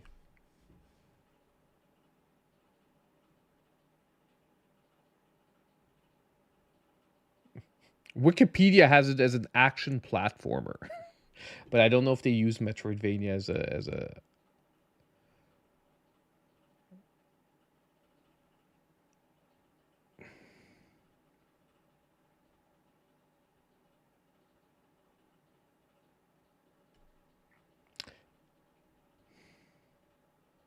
Hey, did you know that IGN only gave it an 8 out of 10? Wow. I'm surprised.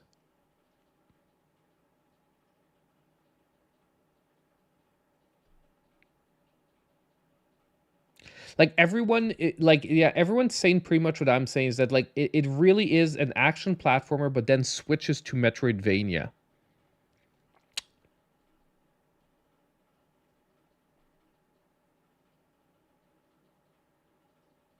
Yeah, no, I know, and if it's categorized as both, I get the argument that it is ultimately a Metroidvania because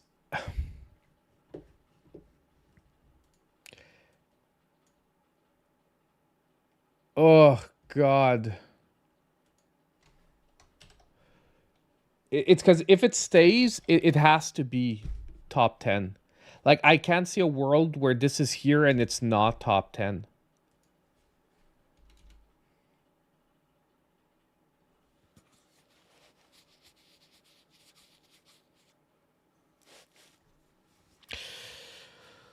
Oh, okay. We're gonna do this like that. We have no choice. We're gonna start doing the opposite because, like, if I go one by one, okay, I'm gonna come back to Haiku the Robot. Guys, there's 3 spots left. Haiku the Robot over SteamWorld Dig 2. Haiku the Robot over Dominus Collection. Haiku the Robot over Blasphemous 2. Haiku the Robot over Owlboy. I'm gonna do this right away, okay? This I'm removing. It was super good. It was awesome. I just can't put it as top 10 though.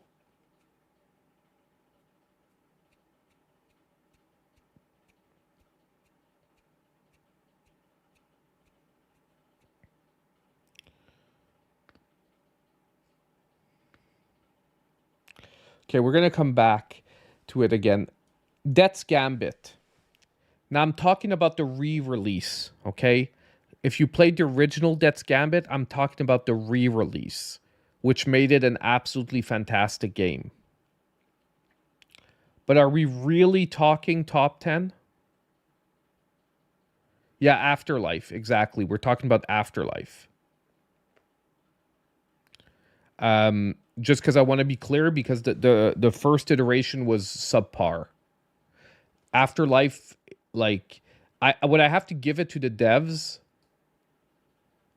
What I have to give to the devs is very few devs are ready to do a full, let's go back to the drawing board and make this better.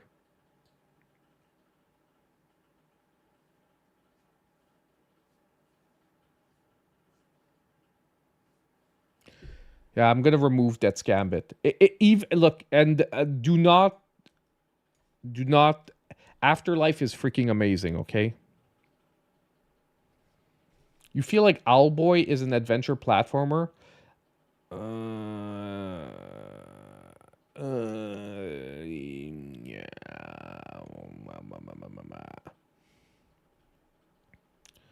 Oh no.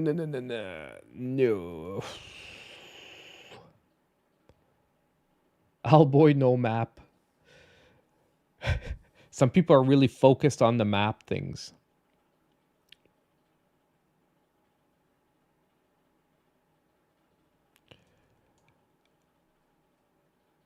I'm prepared to remove Owlboy. It hurts, but I'm prepared to remove it.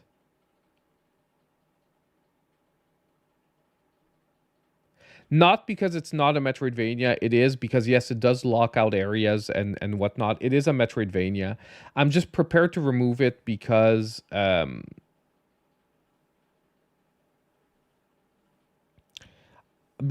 just think that if I'm looking at this list, I can't put it above. Like, there's definitely 3 games in this that I would put above Owlboy.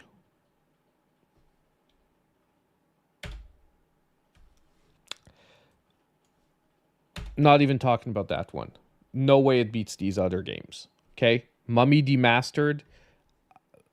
No way it beats these other games. I should have taken it out a while ago.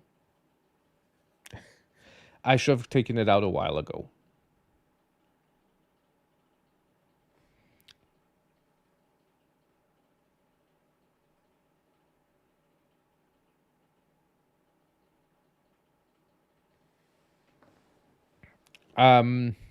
Okay.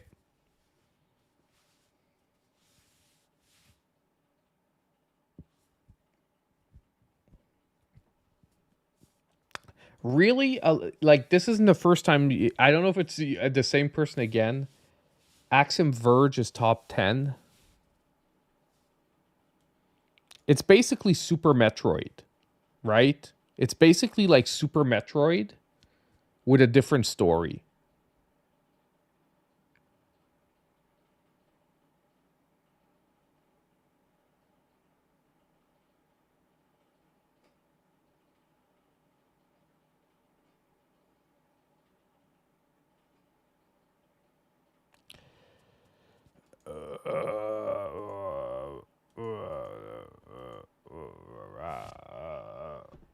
Two more spots.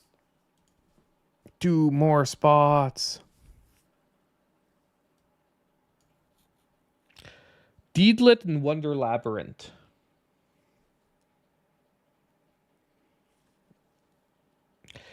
What hurts me is it's like the closest you get to a real, like, almost the feeling of Symphony of the Night on the Switch, but it's not Symphony of the Night. I have to keep reminding myself that it's not. Like, ultimately, it's not Symphony of the Night, and the story is awful. Like, what's even worse is that if you haven't watched Record of Lodoss War, you have no idea who the characters are, and the game doesn't do a good job of explaining to you who the characters are. That's what annoyed me the most about the game, is they have one of the best. They're basing it on probably one of the best old school anime stories, like, I would say, like, classic, like, 80s anime. and they're completely wasting it by throwing in characters that they don't even explain to you why they're there or what exact. So they like, the game is good, but they wasted the property it was based on. Like, they could have called it anything else and it would have been the same game, ultimately. Okay.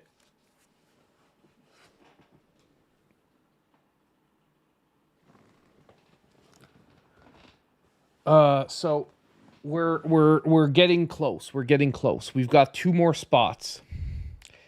Cave Story Plus. Let me see something. I played it a bit, not that much.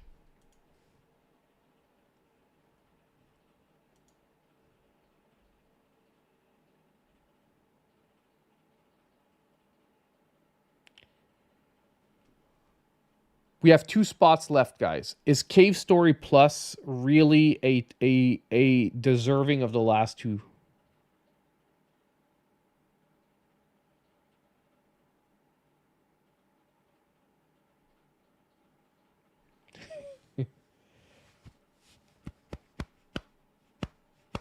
Blasphemous 2 and Animal Well, and the list is done. Like, honestly, I'm really like, I'm not gonna lie. Actually, this would be my top. This would be my last 2. If I was now looking at this and I had to choose, it would be Dominus and Blasphemous 2. It would be Dominus and Blasphemous 2 that I would put as my last 2. These would be my top 2. Because you've got like the best Castlevania. The best. Yeah, you've got the best Castlevania Metroidvanias here. Like, some people would argue with Advanced Collection, okay? But I would argue Dominus is superior to Advanced Collection. We didn't even put Advanced Collection A on it, but like, you would argue with any collection, but it's a collection and it's the best like, it's one of the best Metroidvania collections. Castlevania Dominus. Oh, I didn't reinstall it since I restarted. Technically, they are, because it wasn't a clean port. They had to rework the touch mechanics and all that. So the games aren't, like, I would argue that they are Switch games. They are Switch games, and I'm actually reinstalling it as we speak because I realized it's not installed on my PC.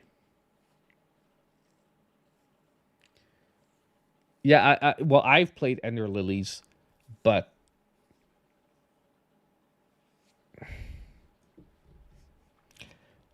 I'm gonna take Iconoclast and SteamWorld Dig 2 out. And SteamWorld Dig 2 is hurting a lot, okay? It's hurting me a lot. Like, I actually have pain in my side from removing it. Okay. These are the only 4 I would consider in.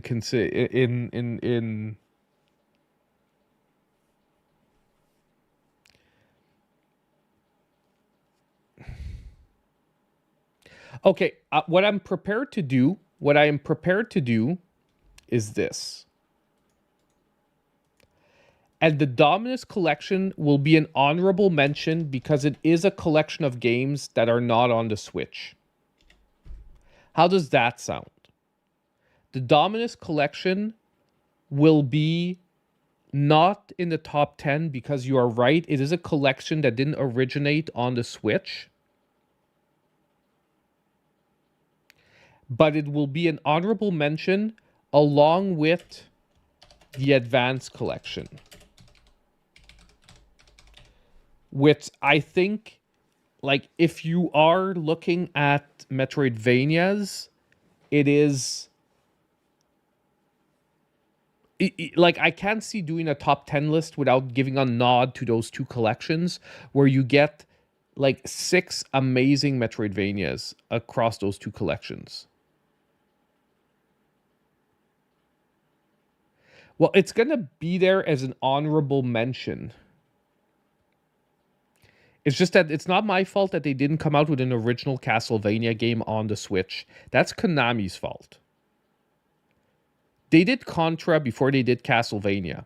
And look, I'm not hating on Contra. I loved Contra. And I'm glad we got Contra. But I would have never thought that they would resurrect Contra before they resurrect Castlevania. Especially with how strong like Metroidvanias are right now.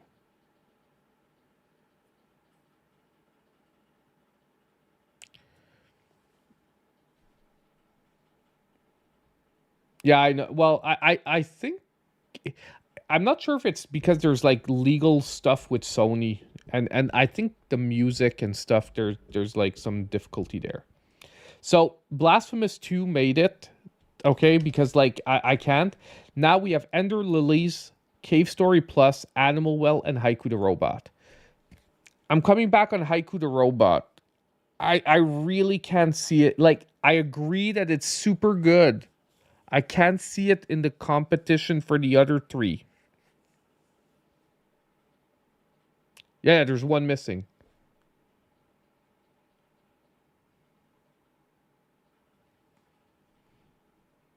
Go ahead, Corey. I'm listening.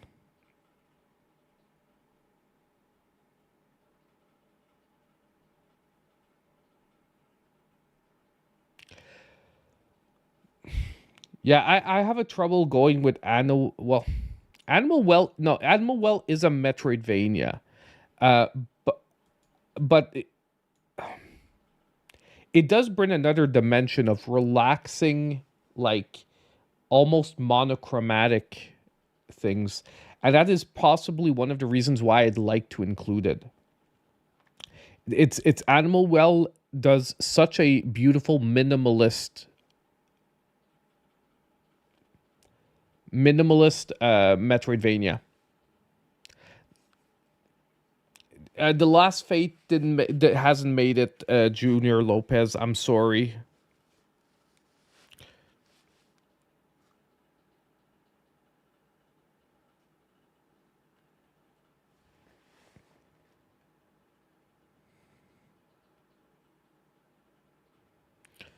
Yeah, I think the front runners are going to be Animal Well and Ender Lilies. What's the other one I said I wanted to do honorable mention for that I cut pretty early in the process, but I said, oh, it's so original or something. I'd really want to do a special honorable mention for it. I can rewatch the stream if I forget, but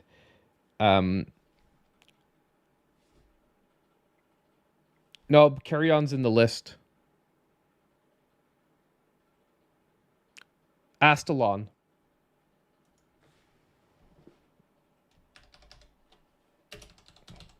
Because Astalon is really original with the swapping characters thing. That's one of the ones that I would have liked there to be a way to bring it onto the list because it's super like it's underrated and it's also very original in its setup. Astalon Tears of the Earth.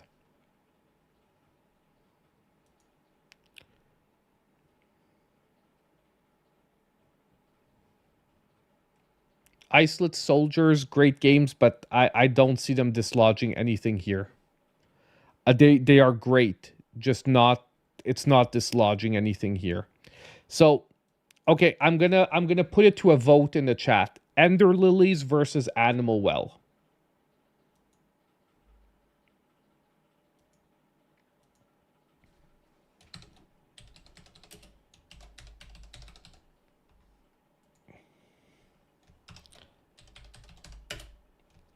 We're down to the wire, everyone. So I'm gonna start the poll now. You should be getting it, and you choose Ender Lilies or Animal Well. You have it's 12:37 at like 12, like 42-ish, I'm gonna close the poll. And you could abstain. Like if you haven't played both, or if you're not comfortable with choosing, you can abstain from the vote as well. Feel perfectly comfortable with abstaining if you have not had a chance to play both, or if you just can't decide. I understand, but it's part of its beauty at DJ. Like, I would argue that that's part of its beauty. Like I said, it's a masterful minimalist Metroidvania. The fact that the graphics are like that and the game is so enjoyable is part of its appeal to me. Like, it's part of what makes it what it is. But like, I'm just arguing what my defense for that point would be.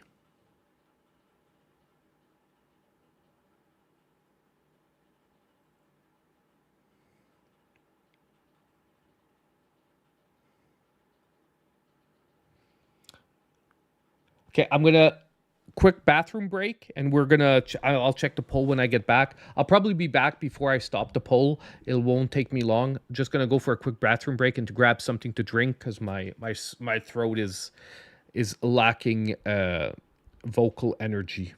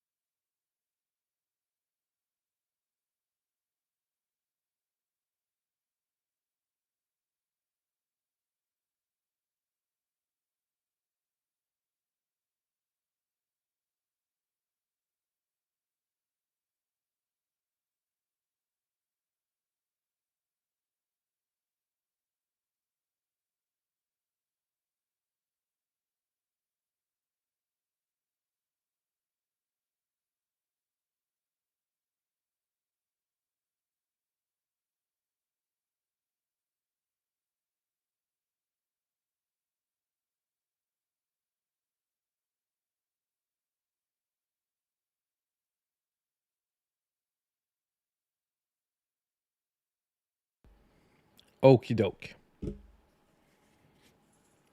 So I'm gonna give it an extra minute, and then we're gonna close the poll.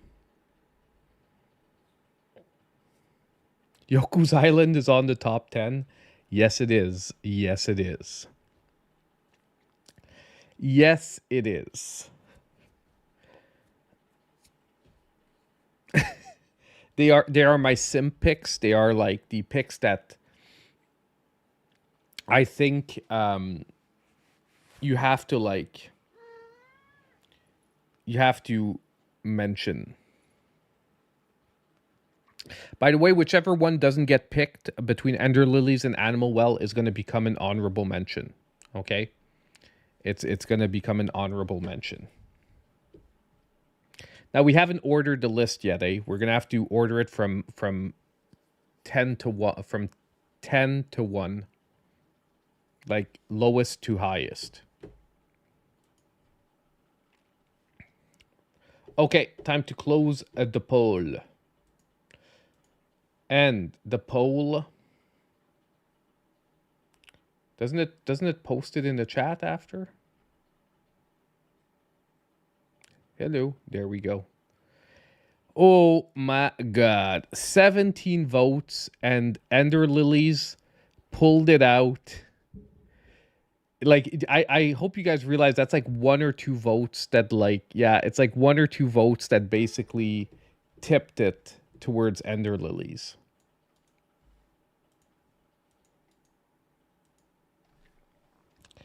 So just remember, everyone, if the video comes out and I get a ton of hate because of Ender Lilies, it's all NDJ's fault. Okay? It's all NDJ's fault. We will all point to him and laugh. Okay. So, and Animal Well gets upgraded to honorable mention. By the way, I will most likely add in 1 or 2 more honorable mentions on the list that I'll work through myself. I'll look back on the stream, I'll look at all the games there, and I might pop out a couple of like more of the original entries, like games, like I said, that really do something that other games do not do, that didn't make the top 10. Okay? Now, we're going to start ordering 10 to 1. Now, I'm going to right away do this, okay? Right away, number 10 is going to be Carry On, and number 9 is going to be Yoku Express. Because, let's be honest, they're on the list because they're my sim picks, but there's no way that I'm going to argue that on the list they should be higher than any of the other games. Okay? So, does anyone have a definite problem with that?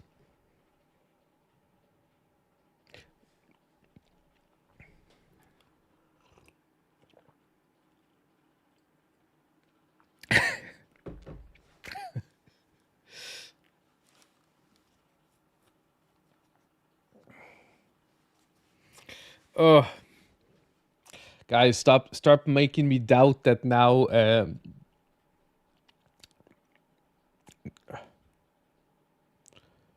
Oh my god. Okay, I'm gonna do this. I'm gonna do this. Then we're gonna do this.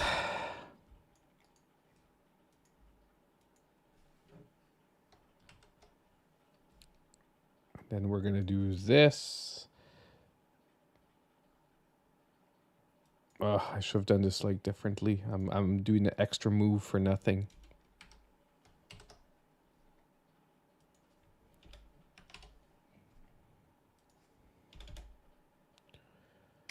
Okay.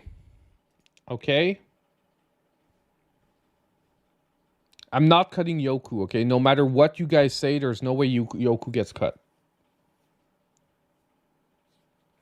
It's going to be an honorable mention.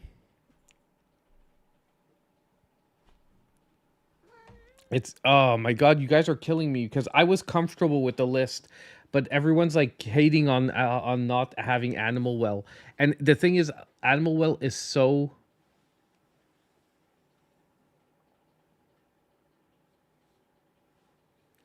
Oh my god. Yeah, Topaz is here and she's gonna decide, okay? Topaz, do we include Carry On or Animal Well? Do we include Carry On or Animal Well? Carry On! Carry On! Oh, okay. Topaz said it's Carry On.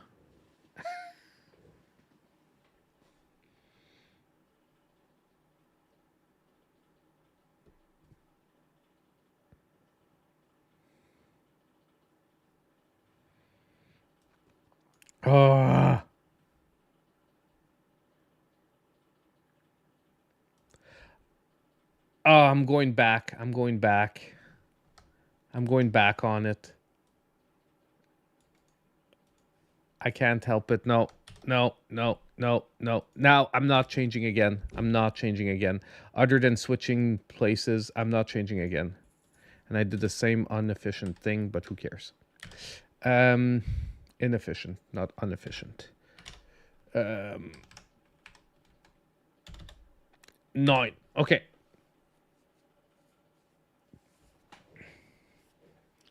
Yeah, it's Topaz's fault. Okay? That's what it is. Okay. I would put Ender Lilies at 8. Do we have any problems with Ender Lilies being at 8?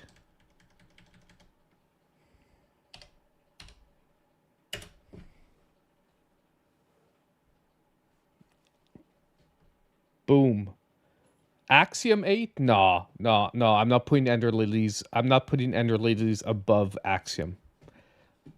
I'll be honest with you guys. If you guys weren't helping with the list, Ender Lilies would not be top 10. Not arguing that I'm angry or anything. Okay, it is fair. To me, Ender Lilies top 8. Quick question: Axiom or Blasphemous as 7? Blasphemous or Axiom?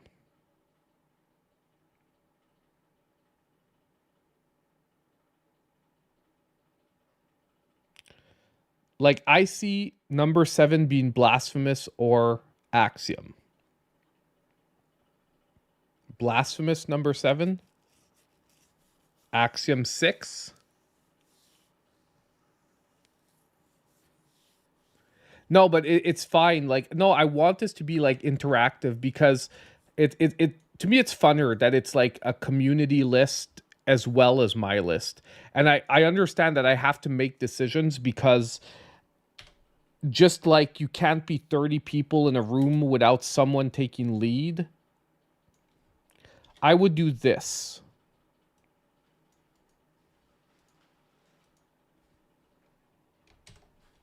I would do this so far.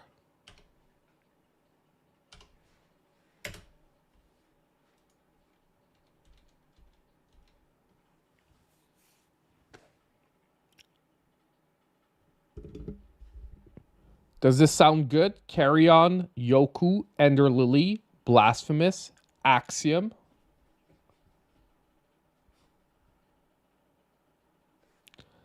Then I would honestly say Prince of Persia.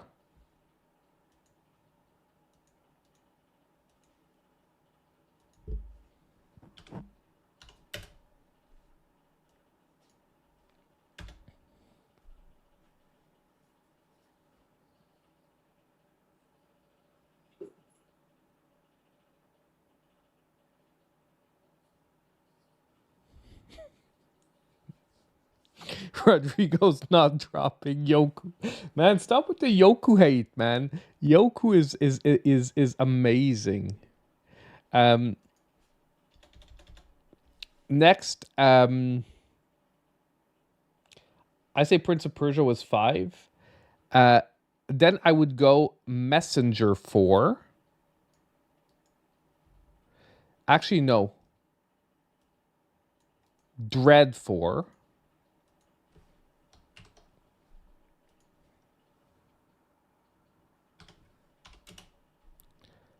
Messenger 3. Because like I said, Messenger I find is amazing, okay? My argument was, is its place really on the Metroidvania list? You understand? Like, I had no doubts that Messenger was one of the best games on the Switch. Just, is it the... You understand? Like...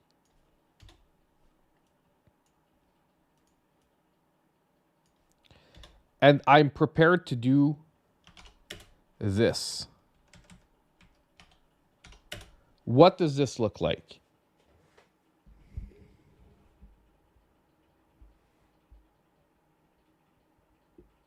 Okay, Canadian Chip, you're my favorite YouTuber solely because of your Yoku love.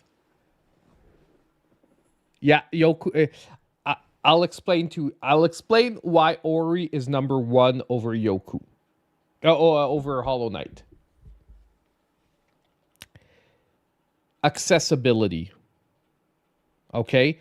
Hollow Knight is amazing, but its inaccessibility to some people, to me, prevents it from being the top Metroidvania out there. While Ori offers both worlds. Because someone who does just a campaign without any of the side objectives in the game and like the extra collection, I would argue that Ori does not require an insane level of skill. You have to get good at the game. There's going to be some challenging parts to it, but you don't have to be an insanely good, like, you don't have to be put a lot of like direct effort into it.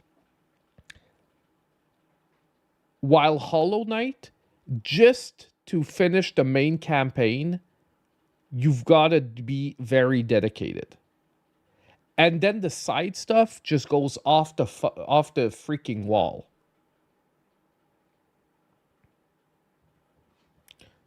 So that's why, to me, the Ori collection is the ideal Metroidvania because of how it masters both accessibility, difficulty, and I'll be honest, the storyline is better. Some people are going to hate me. It's just that the Hollow Knight storyline is so like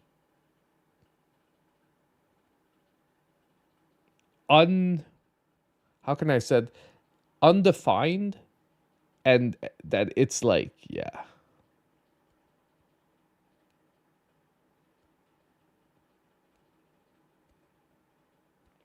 But I think everyone is picky in the genres that they love.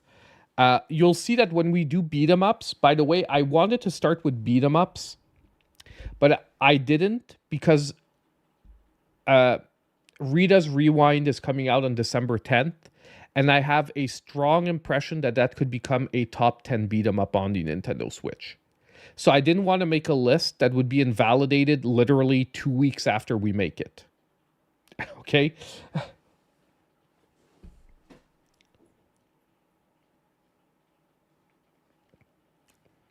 So this will be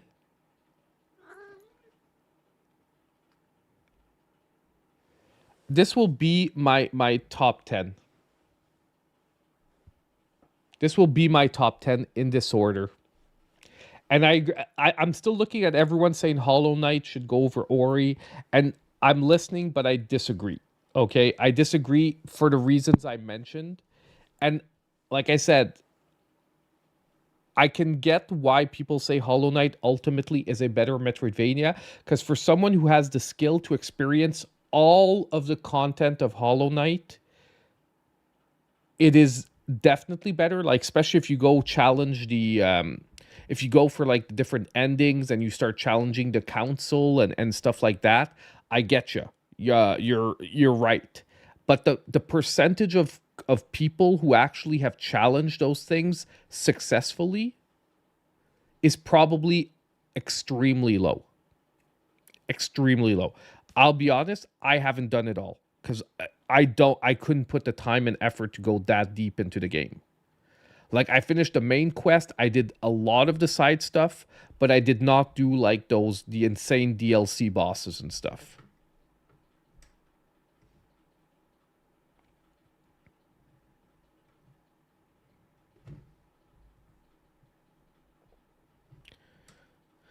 So that is why I'm doing it like this.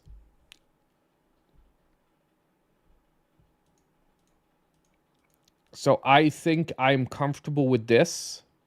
I can see that some people would switch Dread and Prince of Persia. I can see that. To me, I don't see it as better than Metroid Dread. I think Axiom Verge, I can see the argument with switching it with Blasphemous. That's maybe the biggest area that I'm undecided, would be switching Blasphemous and Axiom Verge.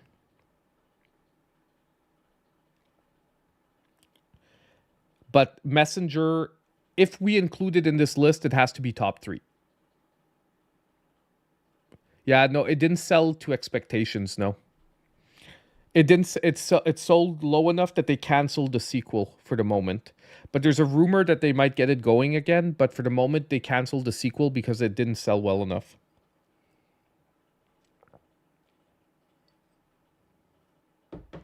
But I think they had insane expectations for that game. But the problem with Ubisoft right now, as I'm telling you, is that they lost the trust of a lot of the gaming market, where people should have been crazy excited for a reboot of Prince of Persia 2D style. And instead it was met flatly because a lot of people were like, they're gonna F it up. And the worst is they didn't. But a lot of people assumed they were gonna F it up. Yeah, and they sold it at full price when honestly for a 2D Metroidvania with their current reputation, had they sold it for like $35 normal price, I think they would have been awesome.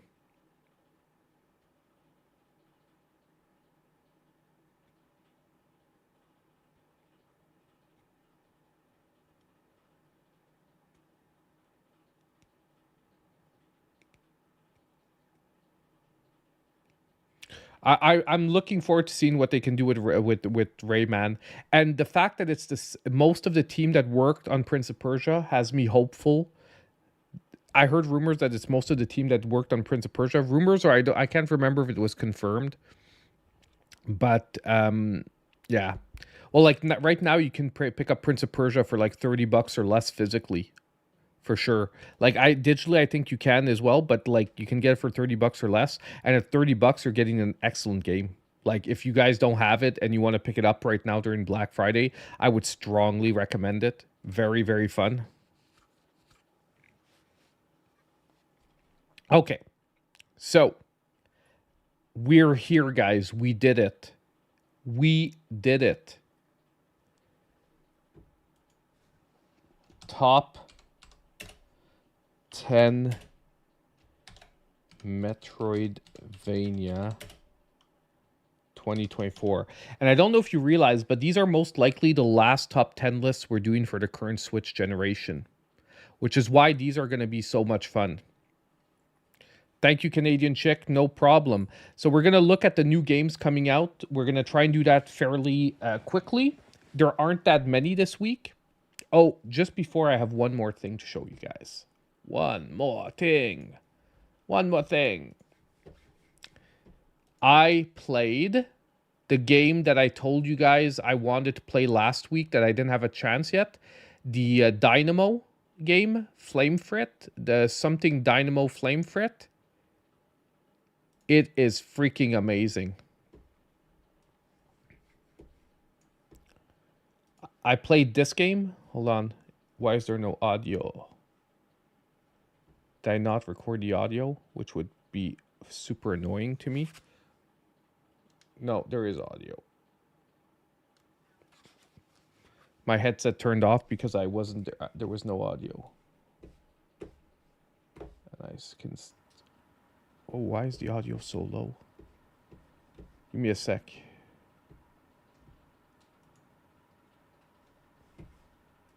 No audio here. What about this one? Oh, the audio messed up on this one. News. Yes. Okay, so it's weird. I don't know why the audio messed up in the beginning.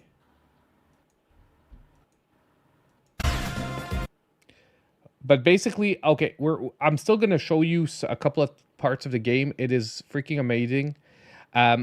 Basically, it is it's like an action adventure, a top-down action adventure game. However, it plays out more like a almost puzzle game where you have to actually master the abilities and use the abilities properly. Like it's more based on using your abilities the right ways than actually like reaction time and speed or anything like that. So it actually plays out almost more the combat like an action RPG, but there's no RPG elements. Like you're not gaining levels or anything like that. But you do always have to choose you do gain new abilities as you move through the game, and then you have to use the right abilities in the right space. Okay? You could say a bite-sized Zelda-like, but there's far less puzzles than there is combat challenges. So the puzzles are more in the form of combat challenges where you have to use the right ability in the right way at the right moment. And it gets way more complex. But on top of it, probably the highlight of the game is that you are a character that gains your abilities because you're paired up with a magical armor and weapon. Yeah, that's a $7 game. This is a $7 game. This game is only, like, it's full price, $7. The one thing I'm going to tell you, I'm not finished it yet, but it's almost sure that it's very short. Because in my opinion, it's about 2 to 3 hours to finish it. I'm not done yet, but I can tell pretty much that I'm probably almost done. I've played about 2 hours and I finished, like, I think the first 4 levels. And I'm assuming that there's maybe an extra level after that. But what I like the best is that when you get to the boss fights, you do a Power Rangers thing where you call your magical flame frit guy, which you're going to see here.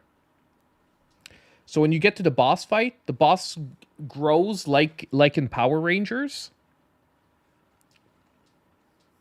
And then you basically also call upon your magical friend to grow a la. So you have to call your, like, Zord. You jump in, and then you fight almost a la Punch-Out against the enemy. So I'm going to skip the tutorial because whatever, and we're going to watch the fight against the boss. So basically, you use your sword with the L and R buttons to block. When the boss comes close, you can actually unleash, like, your sword weapon, and the rest of the time you have to shoot him from like, you have a flame shot. So it's basically a timing game, like Punch-Out, but rather than dodging, you have to alternate your blocks.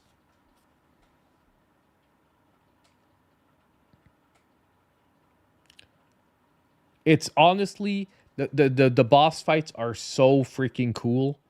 And look, here you're going to get the sound. The music is really good too. Let me turn it down a bit. Like, level 2 is like a maze. And each level has, like, a different theme to it and a different setup. So this one is like a maze. She's going to send you to each one of the sides of the maze, and you have to go through them. And like I said, at this point, I have a second weapon. You unlock, like, a second weapon. I'm going to show where I use it. But it uses a lot of mana. So this weapon is super powerful, but you can't use it, like, blindly everywhere. So I'm going to try and find a spot where I'm using it, because you don't use it often. You'll generally use it in a packed room where you're going to get smashed. Oh, this is a second boss. Second boss was freaking cool. Hold on.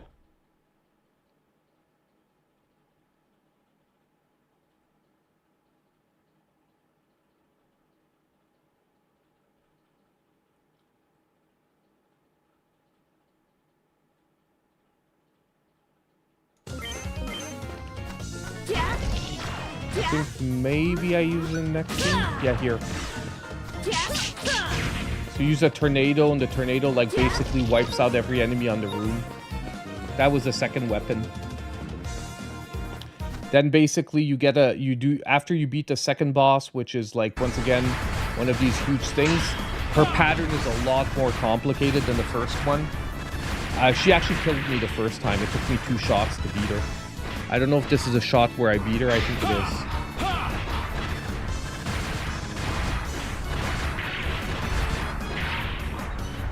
You have to move the target on the screen to fight them. Man, I no joke, I love this game. This is almost like another Tanuki Justice for me, where I'm gonna be like, dude, this game is so freaking amazing. And I can't believe it's $7. The only thing, like I said, is that I'm pretty sure it's fairly short. It's like 2 to 3 hours. Here you have to block her, then you do a counter attack, then you can do your super sword attack. Your robot also gets equipped with the special weapons you get.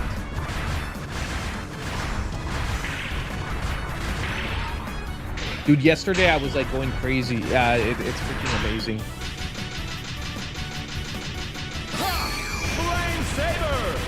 Flame Saber! Sorry guys, I'm like simping about the game a bit, but yeah.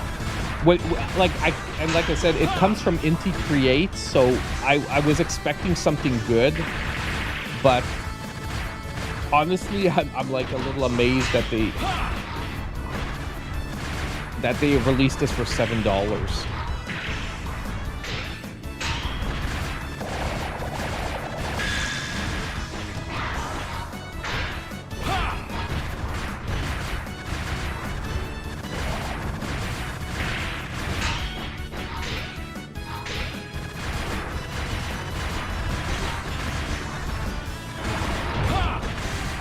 There we go.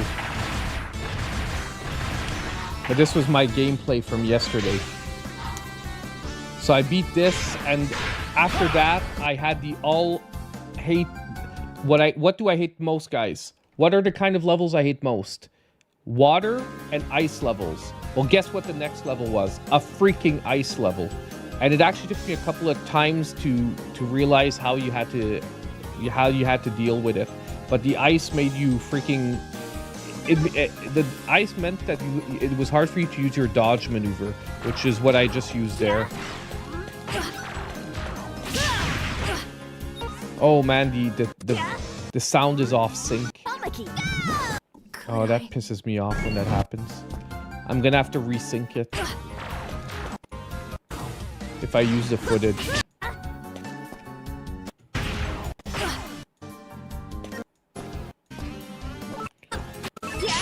Trying to see if there's something like really cool that happened, but I don't think so. Oh yeah, we have to use the flame to unlock her, and this is where I stopped. But this is like level 4-ish. Yeah, because we had another level before this. We had like we had the fire level first. The fire level didn't have a boss though.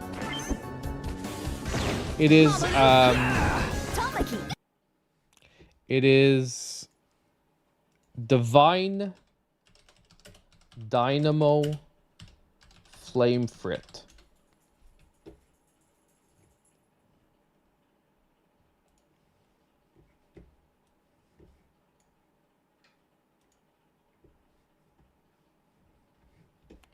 Why did all my pages go over here? Including my like stream page. Annoying. Okay, hold on. Yeah, whatever. I don't know why it brought me up the UK page, but this is the game. Divine Dynamo Flame Frit. Let me... Look, it's the UK page, but it doesn't matter. Like, it'll give you the name of the game there. I'll link it in the chat there. Divine Dynamo Flame Frit, but... yeah, definite amazing game. Now give me a second. Let me just cut... I'm just going to cut the display capture for a second till I figure out why it sent all my web pages over there.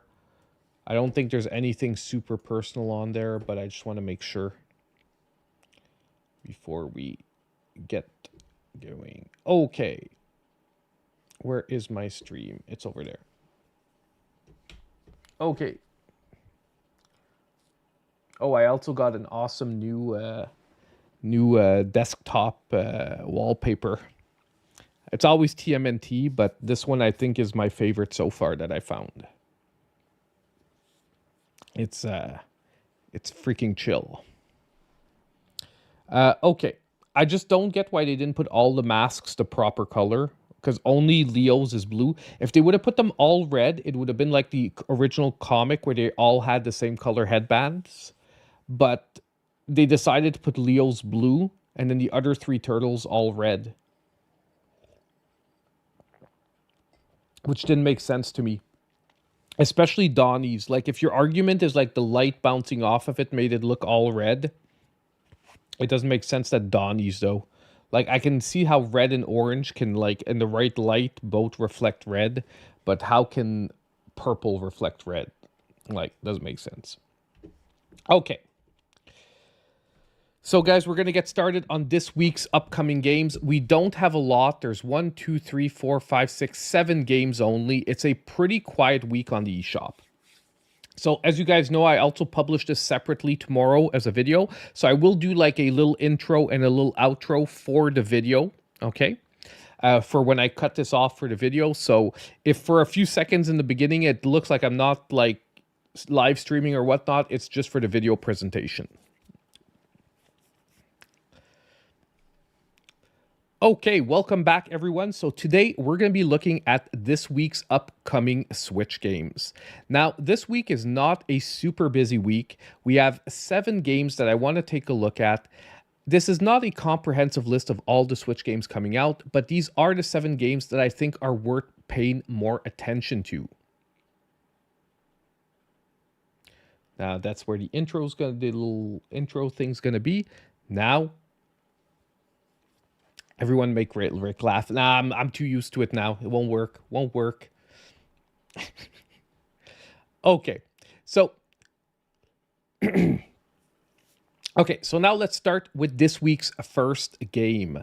Now, this game will be releasing on November 26th. So by the time you're watching this video, this should be out now. And it is Critter Cafe. Now, we're going to take a look at the trailer. By the way, if any of the trailers do get muted after when the video comes out, it's simply because there was copyright on the music in the trailer. Now, this game looks like a cute little game, cozy game with some pretty nice visuals and basically a management sim. So let's take a look at the trailer and then we can discuss a little bit further about the game. Welcome to Critter Cafe, a game all about rescuing super cute critters and building your own cozy critter cafe. On Goldleaf Isle, you'll find a cafe waiting for you. Okay, it might not look like much, but you can change almost anything here. New tables and chairs, decorations, even the floor. You can really show off your style. I'm not always into new cozy games, but this one had enough original stuff about and you it can change how you look too, that I think it was worth taking a look at. Clothes, colors, accessories, you name it. You'll leave your old stressful life behind and explore this amazing place.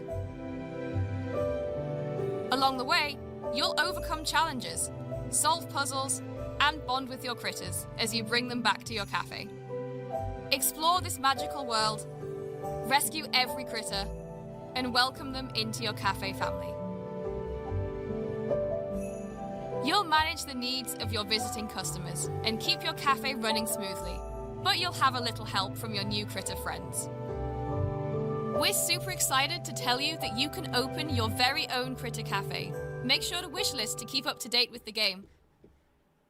So, as I said, it looks like a really nice, cozy game, mix of action adventure with management. And although personally, right now, I'm not in the market for another game like this, I think that if someone is, it's worth taking a look at. Obviously, I would say maybe wait for a review or two, make sure the performance on Switch stands up. But if it does seem like it has a really interesting mix of, like I said, action, adventure, and management. And although we got a lot of these styles of games on the Switch over the last couple of years, it still looks like it has a lot of original things to it that could be worth a pickup. So that game will, by the way, be selling for $19.99. So it's also priced pretty competitively in the market for these styles of games, considering the visual style of the game. The visual style of the game, I would say, is on the higher end for this type of game. So I would say, honestly, looks decent. And I get it, a lot of people out there might not be in the market for this right now, but if you are, I think it's one to consider for this week. So that was our first game for today. Now, if we move into our next game. Now, this one is probably my most anticipated game for the week, and it is Nine Souls. which is also coming out on November 26th. So probably by the time you're watching this, it's already out. However, it is a slightly more on the expensive side at $29.99. Now, this is a 2D action platformer with an absolutely beautiful art style. Let's take a look at the trailer once again, and then we can discuss what the game looks like.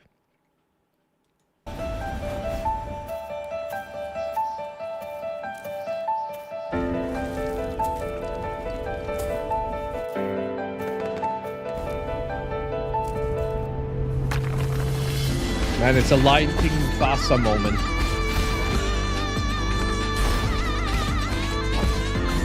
Except Mufasa didn't die in this one. He came back with a vengeance.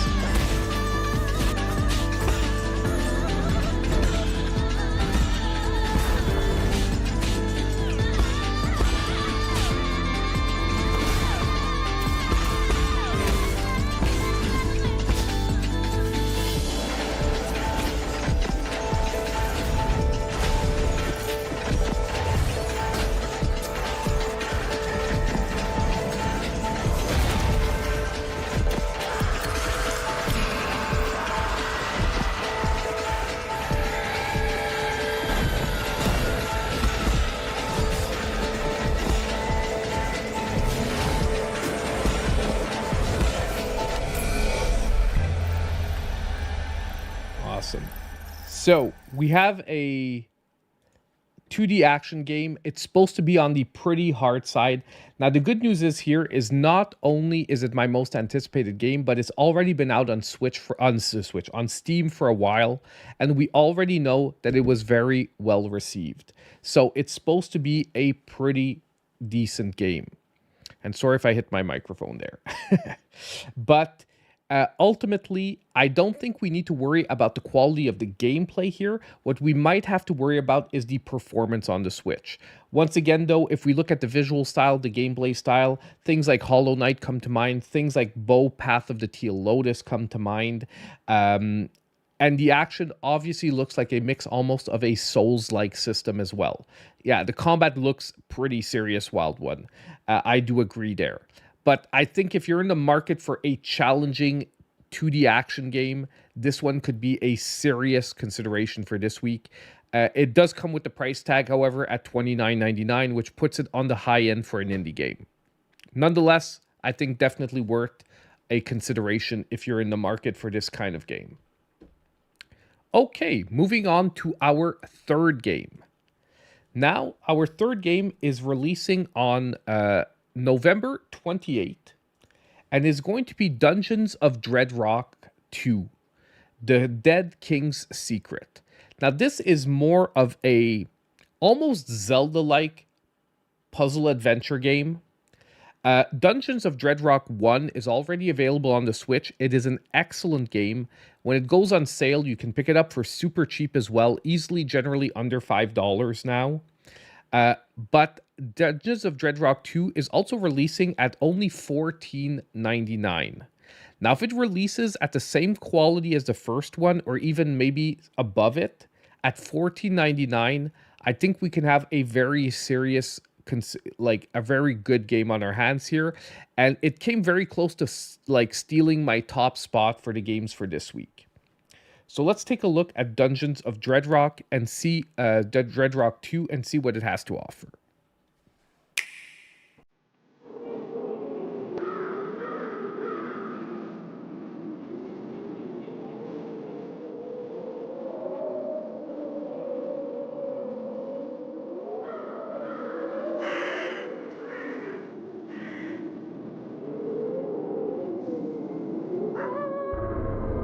So we have the same entrance as the first game. Of old, they claim that none can kill what's long been dead. But when I met the girl, I knew that there was hope. For the weaving of the gods had linked her destiny to mine.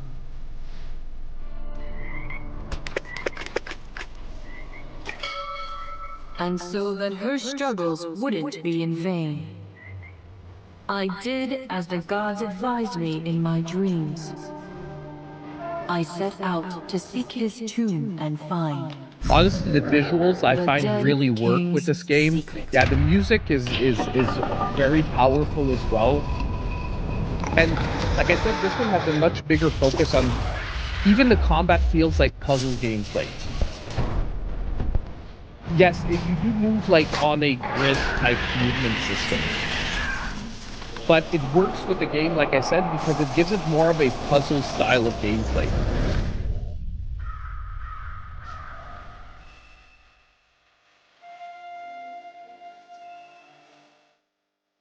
What I would maybe recommend if you're on the fence about this one, like I said, check out picking up the first one for like under like $5. I think it's already dropped to 2 once or twice. And it can actually give you a pretty good idea of what the game is about. You can have some fun with the first one, and if you get into it, you can jump into the second after that. So we have Dungeons of Dreadrock 2. Quick reminder, that is November 28th. So like I said, another serious contender for this week. I think I already gave my sort of little hints there. Maybe check out the first one for very cheap, and then if you really get into the gameplay, you can jump into the second one. But if you already played the first one, you liked it, I think the second one is going to basically push it to another level. Yeah, they do have a demo. I don't know if it's available on Switch, but I know they have a demo on Steam for sure. I maybe missed it. Maybe it's available on Nintendo as well. Okay, next we have Glitch Hero. Now let me just remember which one this is. Oh yes. Now this is sort of, once again, sometimes I take these. This is my long shot of the week. There's two games that I would say are long shots of the week. This is my first one. It's a sort of action adventure game, top down once again. But this one had moments that looked like it was super interesting, while other moments the movement did give me some things to question about it. But this is also releasing on November 28th. It has a normal sales price of $11.99, and there's a small release discount that brings it to $10.79. Now let's take a look at the trailer, then we'll discuss what I liked and maybe what I'm a little bit worried about. Visually, the presentation on the cutscenes is amazing. Hold on, Dad. I'm coming.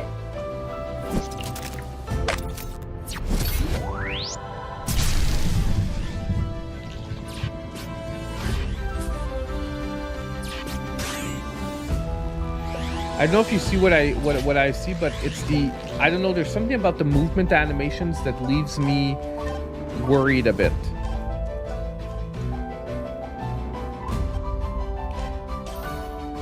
And the different, like, I'm not sure how the movement system works.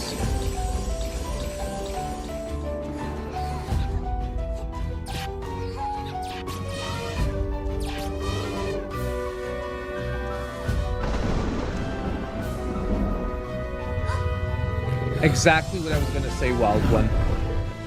What worries me a little bit is that the actual gameplay visuals reminds me of a mobile game. And I think it was maybe developed to work with a touchscreen, which is why the movement looks so like, I don't want to say floaty, but it looks sort of like it was designed what up? For you guys to... Solar Connected only. Oh. We sort of jumped right into a different YouTube video right there. But yeah, it looks like it has you like jumping, like it was designed for basically touch screen. So I do think, however, it's worth taking a look at once maybe a review or two is available for the game, or maybe you can just, if no one reviews it, you can check out some gameplay online and see what people are saying about the gameplay.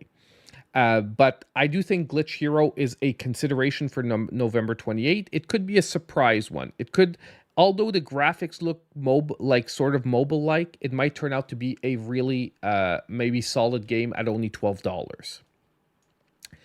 Okay, next we come to one that has me very intrigued as well for this week, and that is Snow Bros Wonderland. which is the reimagining of the Snow Bros franchise, however, as an action-adventure game. And you know what? The visuals sort of convinced me that this thing could work. This could be a really fun game. The only thing I would be honest with you is I think they're using the Snow Bros property more for like the notoriety than the fact that the gameplay was actually designed around Snow Bros. You're going to see there's like one part that looks like a Snow Bros level, but for most of it, it doesn't necessarily link up directly with the Snow Bros property, but it has me very intrigued. Oh, and sorry, my bad. This one is coming out on November 28th as well, and it is $29.99.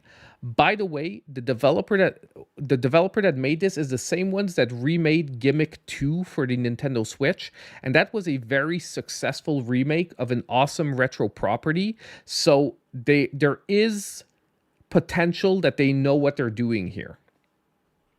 I reviewed that game and it was done very well.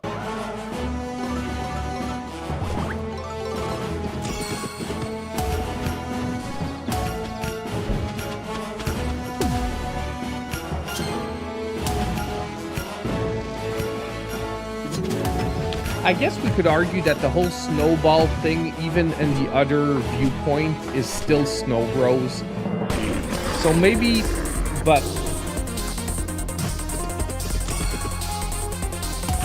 no, I can see where they're referencing the gameplay, where he still throws snowballs at things to turn them into a bigger snowball and then use it as a weapon. So I take back what I said. It looks like they're using the Snow Bros property properly. It looks like they're using the Snow Bros property properly. I know why. The first time I watched the trailer, I didn't focus on the fact that he was throwing the snowballs at people and that's what was turning them into the snowballs. So honestly, I think I take that back. And at the same time, I think this is going to be, if the performance is good on the Switch, I think this is going to be super interesting for this week. I know, it has ice levels. The only problem, once again, is the sales price at $29.99. They are going for the, like, triple I price, the triple indie price, and which means they have to pull off an excellent game. Hey, hi, Annie. Welcome to the stream. Thank you for making it. We're almost done, but nice to see you here nonetheless. So, once again, another game has me excited for this week. I think it has a ton of potential. Okay, moving on to our next one. Now, this is another game that is going to be a long shot for me. And this is Mice Guard. Now, Mice Guard is releasing, of course, I forgot to check when Mice Guard is releasing. My bad. Give me just a second.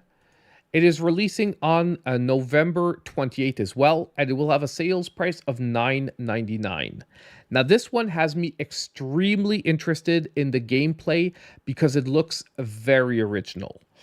You'll see it's like you control a squadron of mice, and I'm really interested to seeing how it plays out once, like, in the full game. So let's take a look at the trailer, and you will see what I'm talking about.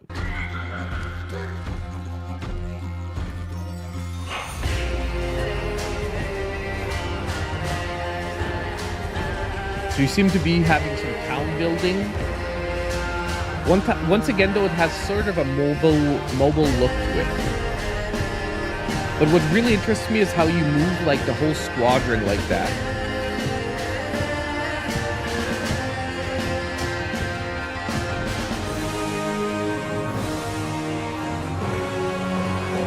And you see there they were separated. See, again, look, they're separating here.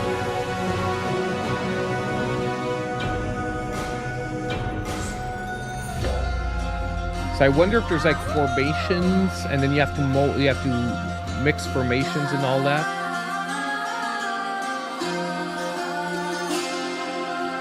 There we go. So honestly, it has me extremely intrigued, and it has a pretty budget price point at $9.99.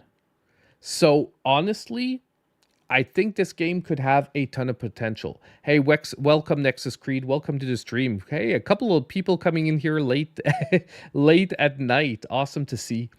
But yeah, so this one nonetheless, another long shot for the week. But I thought it was worth taking a look at because if someone's willing to take a shot, and it could turn out, I think, to maybe offer something very original and very fun. Okay. And our last new Switch game for the week is going to be a very budget indie title. Once again, releasing on November 29th for $8.99. Now, this is Mission in Snow Driftland. Now, I will let you guys know that the indie developer of this game contacted me on Discord and asked me to take a look at their game. And I think my window was a little too big today. My bad for the video. I'm going to resize it a bit for this last one, and it'll be resized for the future. But Mission in Snow Driftland is basically a 2D. It's a pretty simple 2D puzzle, 2D platformer. Feels very Mario Brothers like. Although I'm going to say the levels are fairly challenging. If you are going for full completion, meaning that you want to pick up all the collectible the snowflakes on the level, you've got some decent challenge ahead of you. However, it remains pretty simple on the platformer side. However, there is an interesting thing about the game is that they give it the presentation of an advent calendar. And theoretically, you're supposed to play one level every day from December 1st to December 24th as sort of a reward, like an advent calendar in game format, which is a really fun approach to the game. They gave me a review copy, so I did have a chance to already play the game. Like I said, simple platforming. If you're looking for a cheap Mario Brothers-like platformer with some challenging levels, but that don't go too far, I think you can take a look at this game and it can be something decent for the holidays, especially if you do it in the sort of advent calendar form. It can actually be a pretty fun approach to the game, in my opinion. Only thing, I'm going to be honest, the gameplay is not groundbreaking, but it is solid and it is well done. So let's take a look here at the trailer. And they insisted on me having a review code so I could give you guys a better idea of the game, which I appreciated.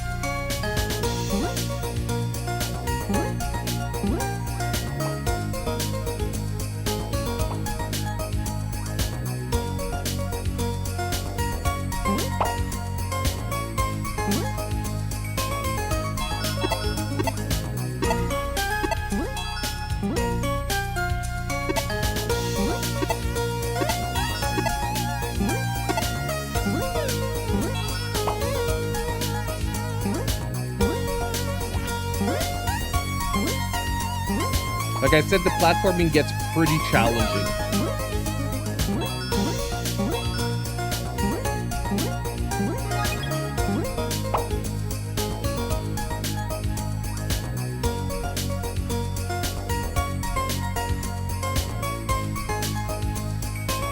There's also a funny little story behind it and all that. Now, I just want to be 100% clear. This is not an ad. No money was exchanged. They simply gave me a review code. And if you're a developer out there, you want me to take a look at your game that's coming up, to have it included in one of these upcoming game videos, you can reach me on Discord. My email address is available on the contact screen as well, because I will take a look at your game. The only thing I want to let you know is I'll be honest about your games. So, like I said, this one, as you can see, some charming little platforming. Nothing revolutionary, but I would say a solid like 6.57. And for me, a 6.57 is on the good game scale, okay? Like a 6.5 is not a bad game to me. It's a decent game. A 7 becomes a good game, and it's somewhere around there on the scale, in my opinion, okay? And So if you're looking, and at $8.99, if you're looking at a game like that, that on top of it has that fun advent calendar form to it, and you actually do it like one day every day till Christmas, can actually be something fun. Can even be something fun to do with your kids. Okay, so I actually found that interesting that they decided to take that approach to it. Obviously, if you run through the 24 levels without trying to get any of the collectibles, however, you might find that the game is very short. But if you challenge yourself to get all the snowflake collectibles, I guarantee you, you'll have to try some levels at least a dozen times before you get it. Because it's actually very easy to die and fall off like platforms in the game. But yeah, so decent game overall. And I thank the developer for sending me the review code for the game, was appreciated. And like I said, I'm glad to showcase a game like that when the game turns out to be decent. Okay, so there we have it. A slightly slower week for the Nintendo Switch this week, with only about 7 games that I said that really caught my eye. Now, maybe I missed 1 or 2, especially there were a couple of games that looked more on the visual novel side. But at the same time, I do think that we're that time of year where we already have so many games and stuff to play and to buy. It is normal that things are getting a little bit slower.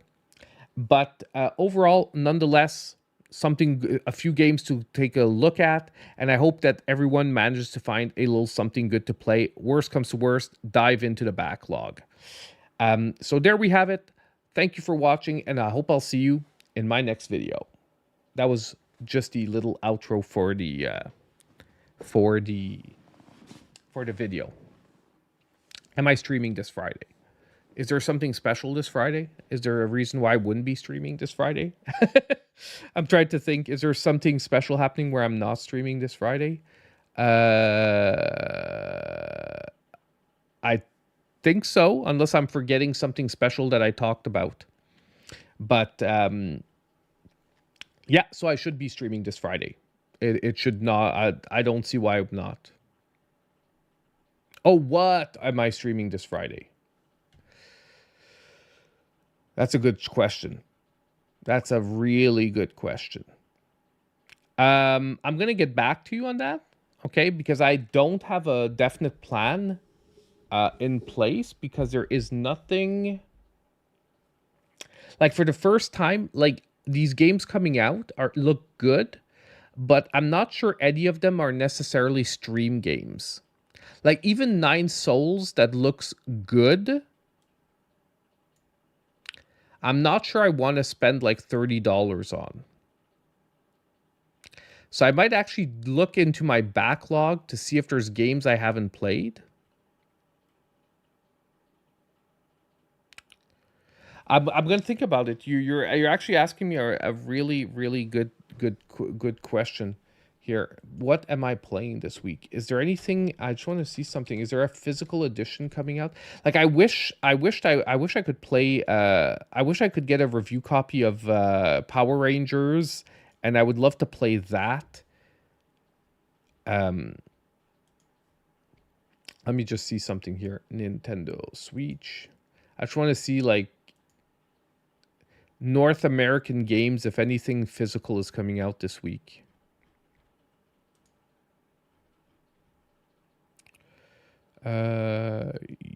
Yugi. Oh, this is September. What the hell? I'm looking at like 27th, but I'm like in January 27th. What the heck?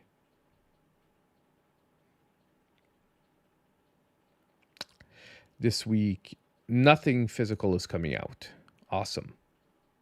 Nothing physical is coming out either that I would have pre-ordered. So there's nothing there.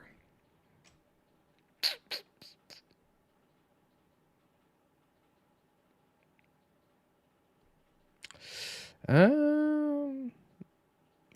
don't know if my VGP games are going to be in. Because there is that one game that I bought from VGP that I didn't play yet, that I wanted to... I bought because I heard it was good and I wanted to try. Which is...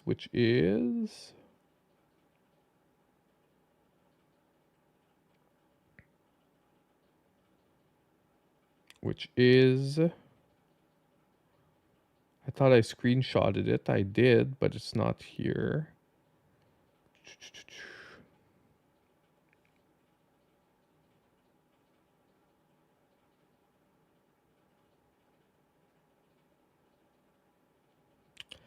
Earth Knight. I thought we could... If I do get my VGP games, Earth Knight could be an option.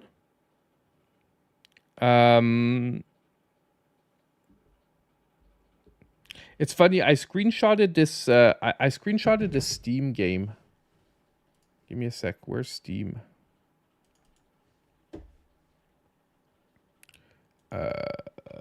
Lake of Creatures.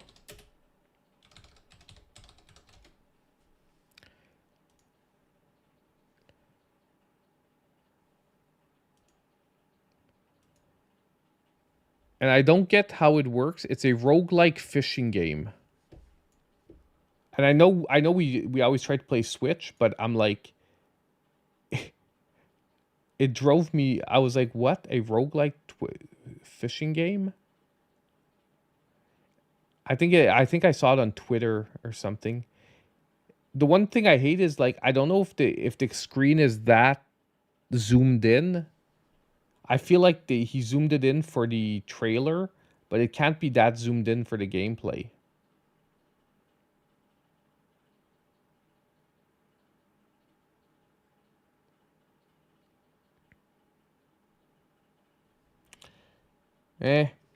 Like, I wish I would know if the gameplay is zoomed in, because look, you see here it looks zoomed out. Here it looks zoomed out, and then when he's doing the trailer, he has it all zoomed in. I could play Divine Dynamo. It's because I wanted to actually do a video on Divine Dynamo before Friday. But we'll see. It could be an option, because if I finished it all, it's gonna suck a bit to, like, play it. But it could be an option. It could be an option as well.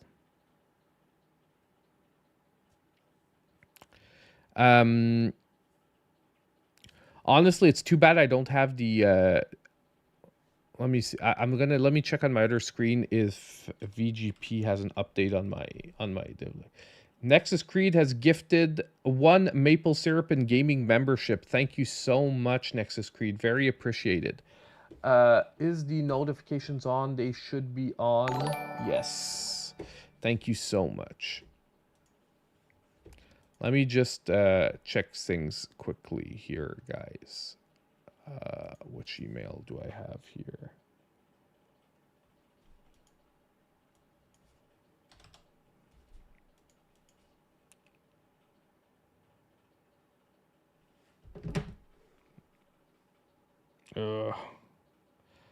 Hold on, I have to check which email I ordered from.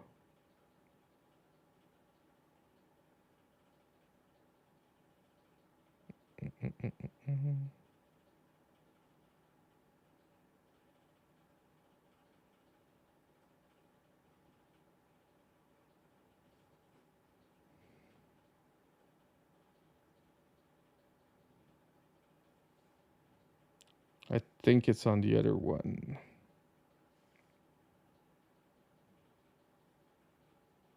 Yeah, I think it's on this one. So then it should be...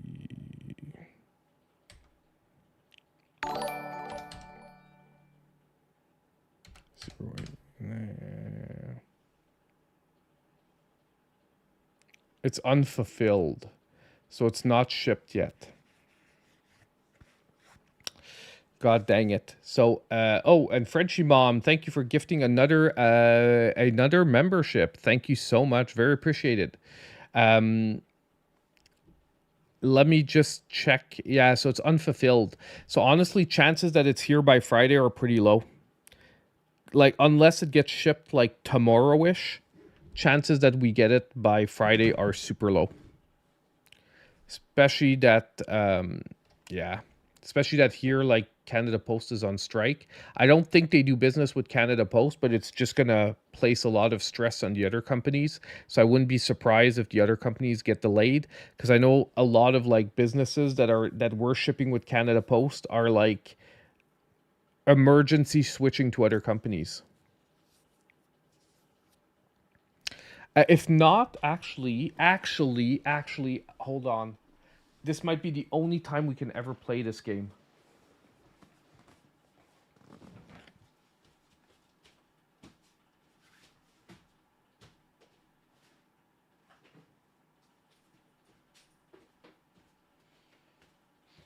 I just don't know how it's gonna fit as a stream game.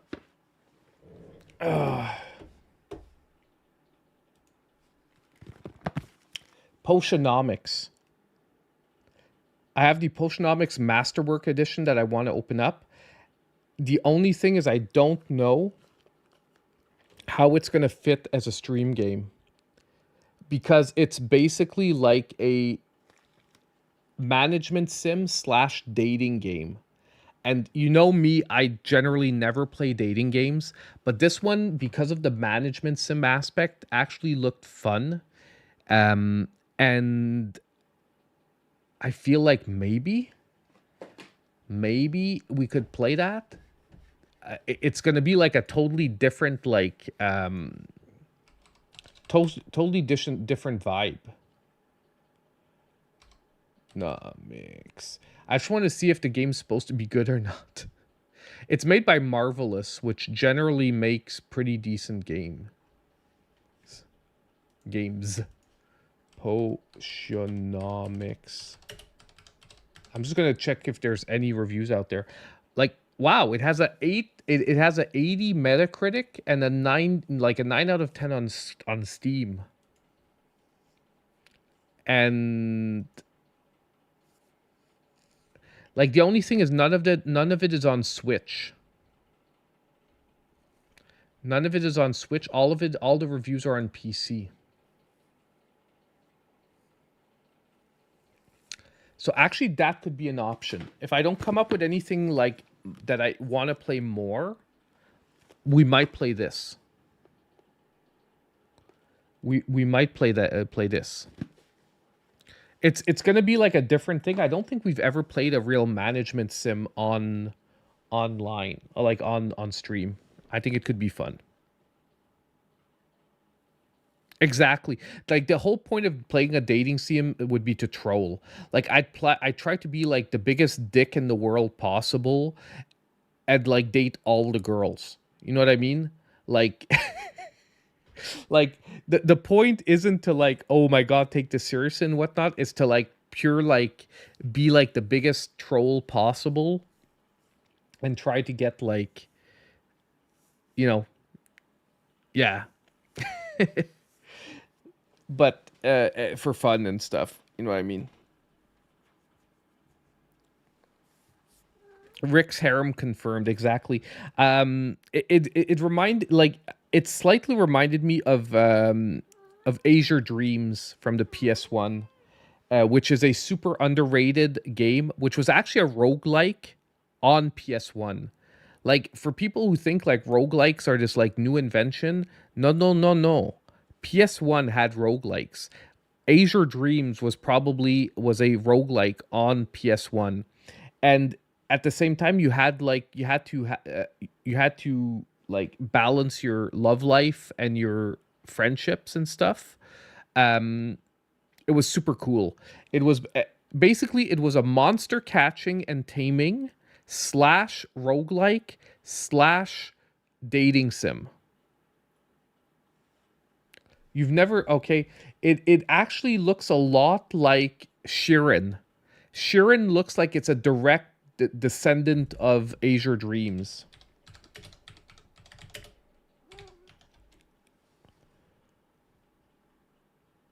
Like, basically, Azure Dreams for the PS1 is a game I can't believe ever even got released.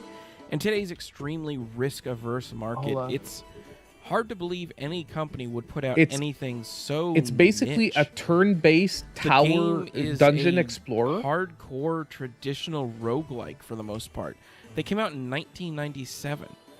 Granted, Rogue itself came out 17 years earlier, but the roguelike would not become a particularly well-known genre of game outside of PC grognard circles for another decade or two. It's hard to believe that anybody would put out something that... So basically, the way it worked, I'll try to explain it to you if I can get like visuals to help. But basically, the way it works is that you live in a city where there's a monster tower in the city, okay? And your father was renowned as the biggest monster tamer of all time. However, he went into the tower never to be seen again. And the monster tower is super dangerous. It's like a one-way. It's like the ultimate like prize is supposed to be at the top of the tower, okay? And basically, your father went in, and you grew up without your father because he was lost in the tower. But growing up, your dream is to become a monster tamer and basically go find your father in the tower. And so the town at the base of the city is basically like your base camp, and you have to make friendships and relationships with people, and you have to help them rebuild the town. And the more you grow up the tower, the more new people are going to come into the town and basically open up shops and open up things to help on progression, okay? And on top of it, you find eggs in the towers that you can basically hatch in the city. I don't know if we see the city because his gameplay seems to be all of the tower. Oh, well, like here, you see, like, this is like the city with your friendships and stuff.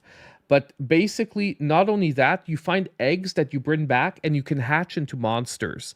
And basically, your character always starts back at level 1, but your monsters keep their levels.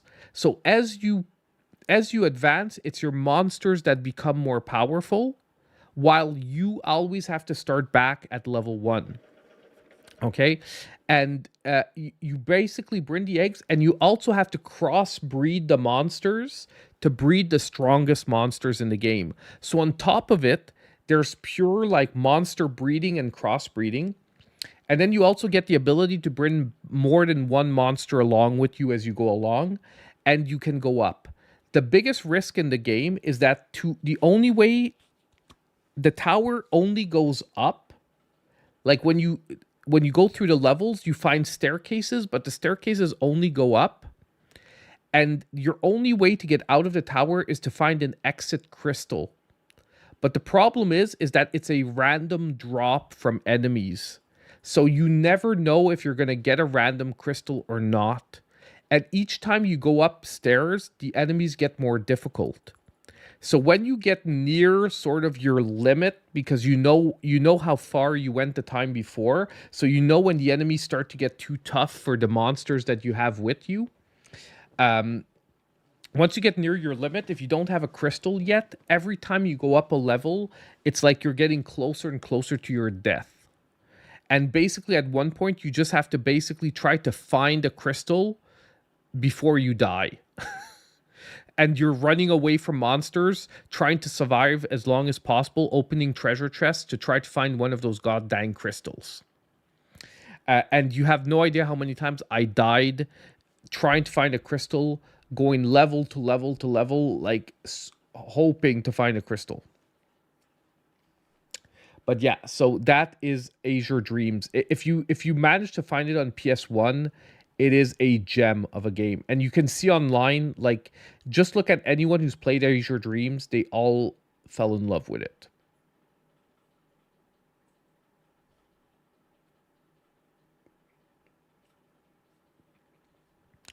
But anyway, okay. Guys, I think we're going to call it here for tonight. It's 2 a.m. where I am. Tomorrow... Oh, by the way, one last thing. I am going to put out a sizzle reel only video tomorrow. That is simply to try to cover all the deals. It is Black Friday. I need to get the deals out. And I have So tomorrow I'm going to be putting out the new Switch games video, but I'm also going to be putting out a sizzle reel game video only. But it is the games that we see often. Like I'm gonna do the sizzle reel video is going to be AAA games only that are currently on Black Friday sale.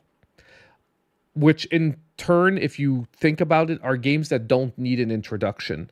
Like, I don't think I need to explain what Doom is, what Doom Eternal is, what BioShock is, what Borderlands is. You understand what I mean? So it'll be a sizzle reel only video to cover like all the AAA, very well-known games that I don't need to explain, which will set up the next video, which will be the lesser known games that are still on sale, which will be a normal type video, which will probably be a mix of focused games and sizzle reel.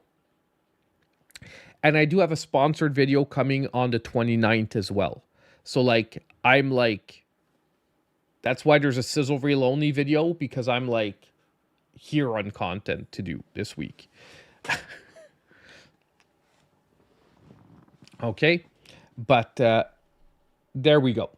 So, hey guys, thank you so much for showing up for the stream. You guys have been awesome. Thank you for helping me make my top 10 list. Sorry for all of those whose games didn't make it on the list and are angry with me. I hope you will forgive me and you won't unsubscribe, okay? But it was a ton of fun. Thank you so much as usual for showing up. You guys are all great. And as usual, I hope I'll see everyone in my next video. Have a great one, guys. Yes, happy American Thanksgiving. Yes, that is true. I forget. I forgot. Have a great one, guys.